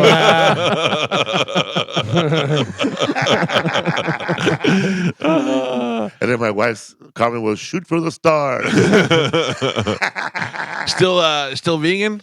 Vegan, bro, still. Now, what was the thing that made you switch to being a vegan? Well, I was on the Atkins diet, right? Which is now I don't know what they call it now. So that's like a carnivore kind of exactly. Low. It's kind of what I'm doing. Low carbs, yeah. All meat, all cheese, and water. But I did it wrong. I didn't consult a doctor. I just talked to another fat comic. He said, "No, bro, just go to In-N-Out and have the double with lettuce." Yeah, wrap." no bread. Yeah. So I'm there with Gabriel Iglesias and his friends, and we're eating 4x4s lettuce wraps, like double cheese. Right. Actually, not double cheese. It's 8 4 pieces of burgers. cheese, 8 slices of cheese, and 4 patties. Oh Jesus! Wrapped around a lettuce. It's healthy. It seems healthy. Yeah, seems healthy. So I did all that without drinking water, and without drinking water. without drinking water. Just Why? Diet Cokes. I had no idea. Any water and Diet Cokes and more cheese and no vegetables, no rice, no lettuce, no nothing, no vegetables, just like meat and cheese. And I was like constipated for like a long time. I would imagine, yeah. I joke around that I had to go to a Lamaze class to get it out. Then when it finally came out, it was the most painful thing. I must have blew out a gasket or something. Yeah. I've been there. Had a hemorrhoid, didn't know. Yeah. I was quiet about it for about a week, not telling nobody. Yeah. Then I finally told somebody. Did you? They said, "What are you telling me, bro?" when that first time that you go after you hadn't gone for a couple of days, can you visualize it? Like in my head, I see a sideways cinder block trying to make its way out. Man, I don't know, man, but I just know that it was painful. But when it finally came out, it felt like one of those cartoons I saw when I was a little kid, where there's this chicken and a rooster, and the rooster looks like Frank Sinatra. I know what you mean. And he's just singing. And you can see all the chickens breaking the barn because they're hatching so many eggs, and they're like rising to the top. I thought I needed a shovel to grab it and put it on another toilet. It was bloody. It was black. Oh, all right. That's real. Yeah, that's real. Then I didn't know it then. That I was gonna, I didn't know that I was gonna be in pain for the next 3 days every time I went to the bathroom. Yeah. So I didn't know about the rice. So I went out and started eating peanuts again and rough stuff. Not swallowing. Yeah. Then everything came out again, scraping. Bro, more mess. Then after that, I was afraid to eat. Yeah. I had to eat for 3 days straight. And so I would go to the bathroom. Yeah. Let the healing begin. So what made you decide to do vegan? That. All that. I mean, like, who introduced you to it? Is your wife doing it too? She was raised vegan, but when I started being vegan, she was just a vegetarian. Like she was not vegan. She was still eating chicken sandwiches. Yeah. So now you can't have the cheese. Now I don't. I found a trick.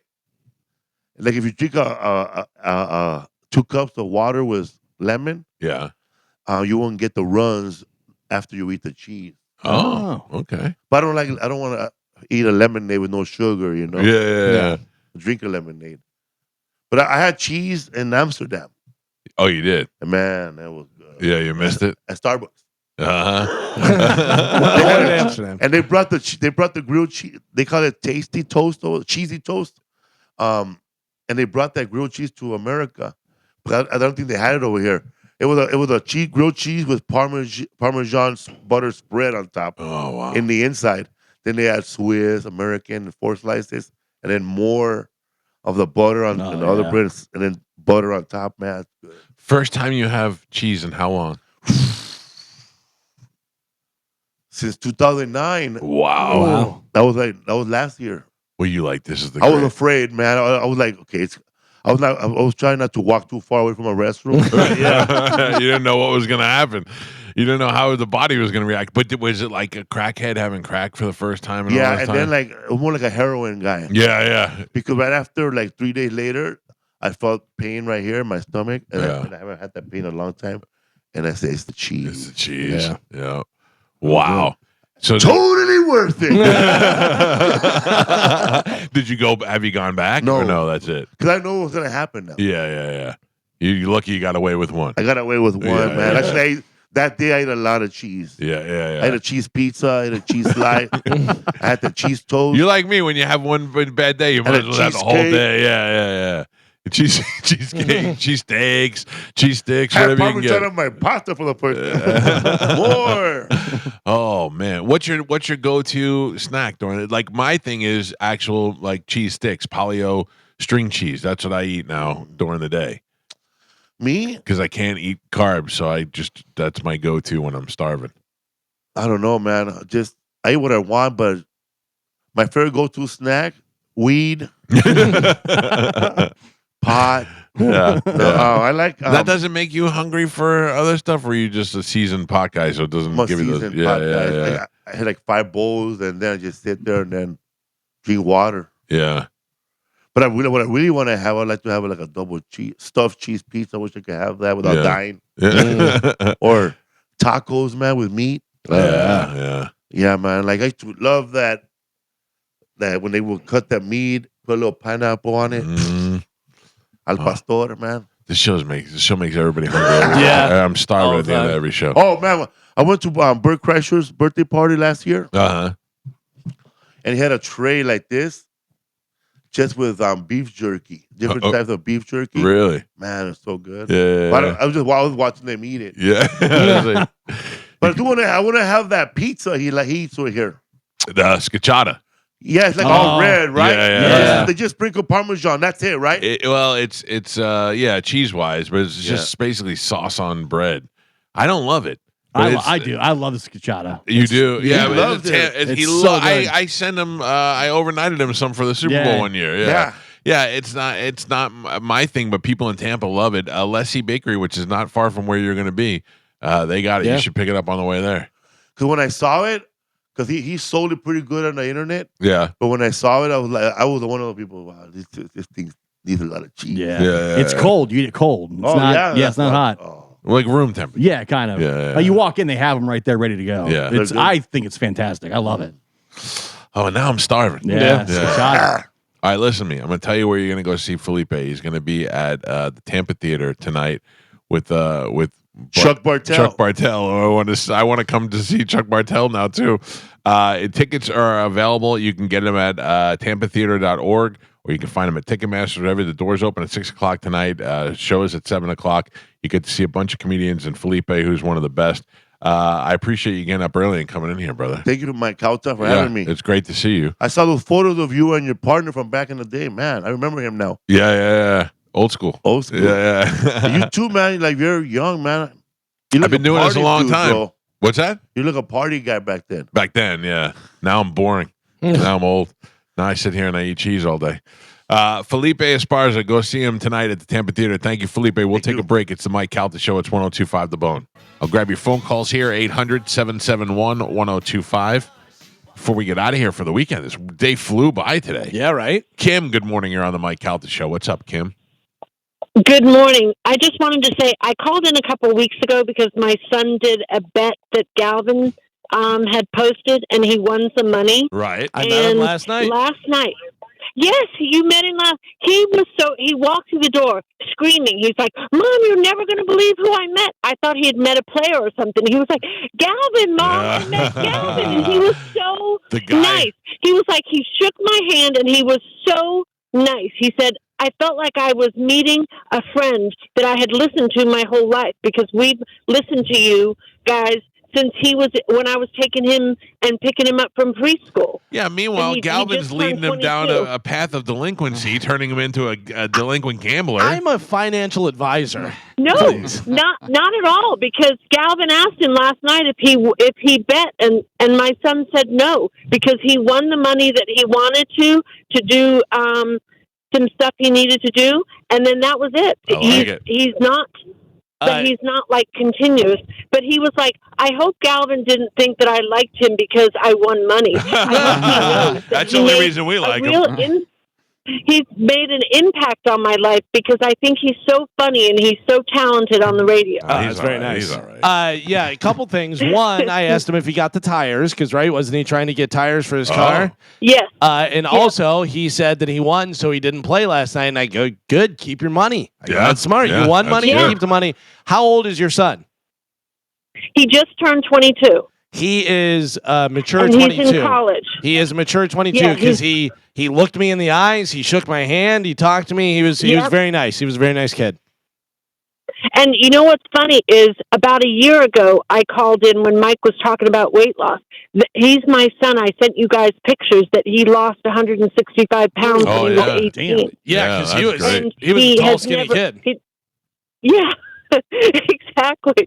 And he used to weigh 325 pounds when he Wow. graduated from high school. Good and for now him. he weighs 160. Wow. And he had great. a beautiful. Well, I shouldn't say. In front of his mother. Does he have a girlfriend? Does he have a girlfriend? No, that was the first date. Good job. I hope he gets a second. All right, Mom. He was so funny. He said, I hope I didn't fangirl out too much since it was my first date. No. And I said, I'm sure you were fine. You were a good kid. Yeah, he was great. Very nice just to meet him. wanted to tell you, he was so excited to have met you. Like, it was really a moment for him. Well, good. I'm glad it worked And out. I'm glad he won the money. Yeah, and I appreciate you just being so kind and gracious too, because that was the first thing he said was he shook my hand and he was just so nice. Yeah, he's usually a jerk. So No, I guess no. I understand. But listen, if you like you, me, Kim. I'm nice to you. Thank you. A lot of rude, awkward Yeah, encounters. I'm not a big fan. Mike Calta Show. Good morning. Oh, sorry, I didn't hit the button there. There you go. Good morning. Hello. Hey, Mike. Hello. Yeah, Mike, you there? Yeah, I am. Hey, listen, I've been waiting all morning to tell you this. When you're talking about getting a walk-in fridge, walk-in freezer, I was thinking, oh man, don't do this, Mike. I'm seeing the news in the future. Mike Calta found in his freezer. And I'm like, no, we don't want that. Well, I was waiting just to call in. That'd be a little funny thing to say. I'm watching the news. No, listen, I'm watching the news. Some guy walked in his freezer. Old man walked in his freezer at his home last night. It's on the news today. And he froze to death in the freezer. Well, I'm not. First of all, I'm not an old man, and second of all, I will be. I'll make it so it has an easy get out. I'll be safe. Thank you. Appreciate the concern. It's just a little funny thing. Yeah, a little something. I thought you guys could use that in your skits. A little something. Yeah. Mike Calta Show. Hey, love the show, guys. Thank you. Oh, Son of a all right. bitch. Son of a bitch. I don't think he did that on purpose, but it hurt me right in the soul. Yeah. We had a good show today. The show flew by. That's why I'm trying to grab a couple of phone calls. I didn't get to any during the whole show. Thank you to Felipe Esparza, who will be tonight at the Tampa Theater, and then to Dave Landau, who is going to be defending himself again in a full moon. It's full moon tonight against the Werewolves. His stories are wild. Wasn't that crazy? But Yeah. the funny thing, Carmen, is that he doesn't look like that. You know what I mean? Like, you look at Ari Shaffir, and he looks like a guy who's been through some stuff. Right, yeah. You look at Dave Landau, and he just looks like a guy like he should be working an office job. Yeah. Like, he's just a normal guy, you know? Carmen, I know I have to talk about a couple of things before I get out of here today. Okay. Including Zen Film Solutions. Oh. You know Zen? Yeah. Zen. Anybody using their Zen radar detector? I have mine. I'm using mine. Radar. Having it and using it, Gio, are two different things. I have it. Have you installed it? I have installed it. Oh, I don't. Mine's right there in the box.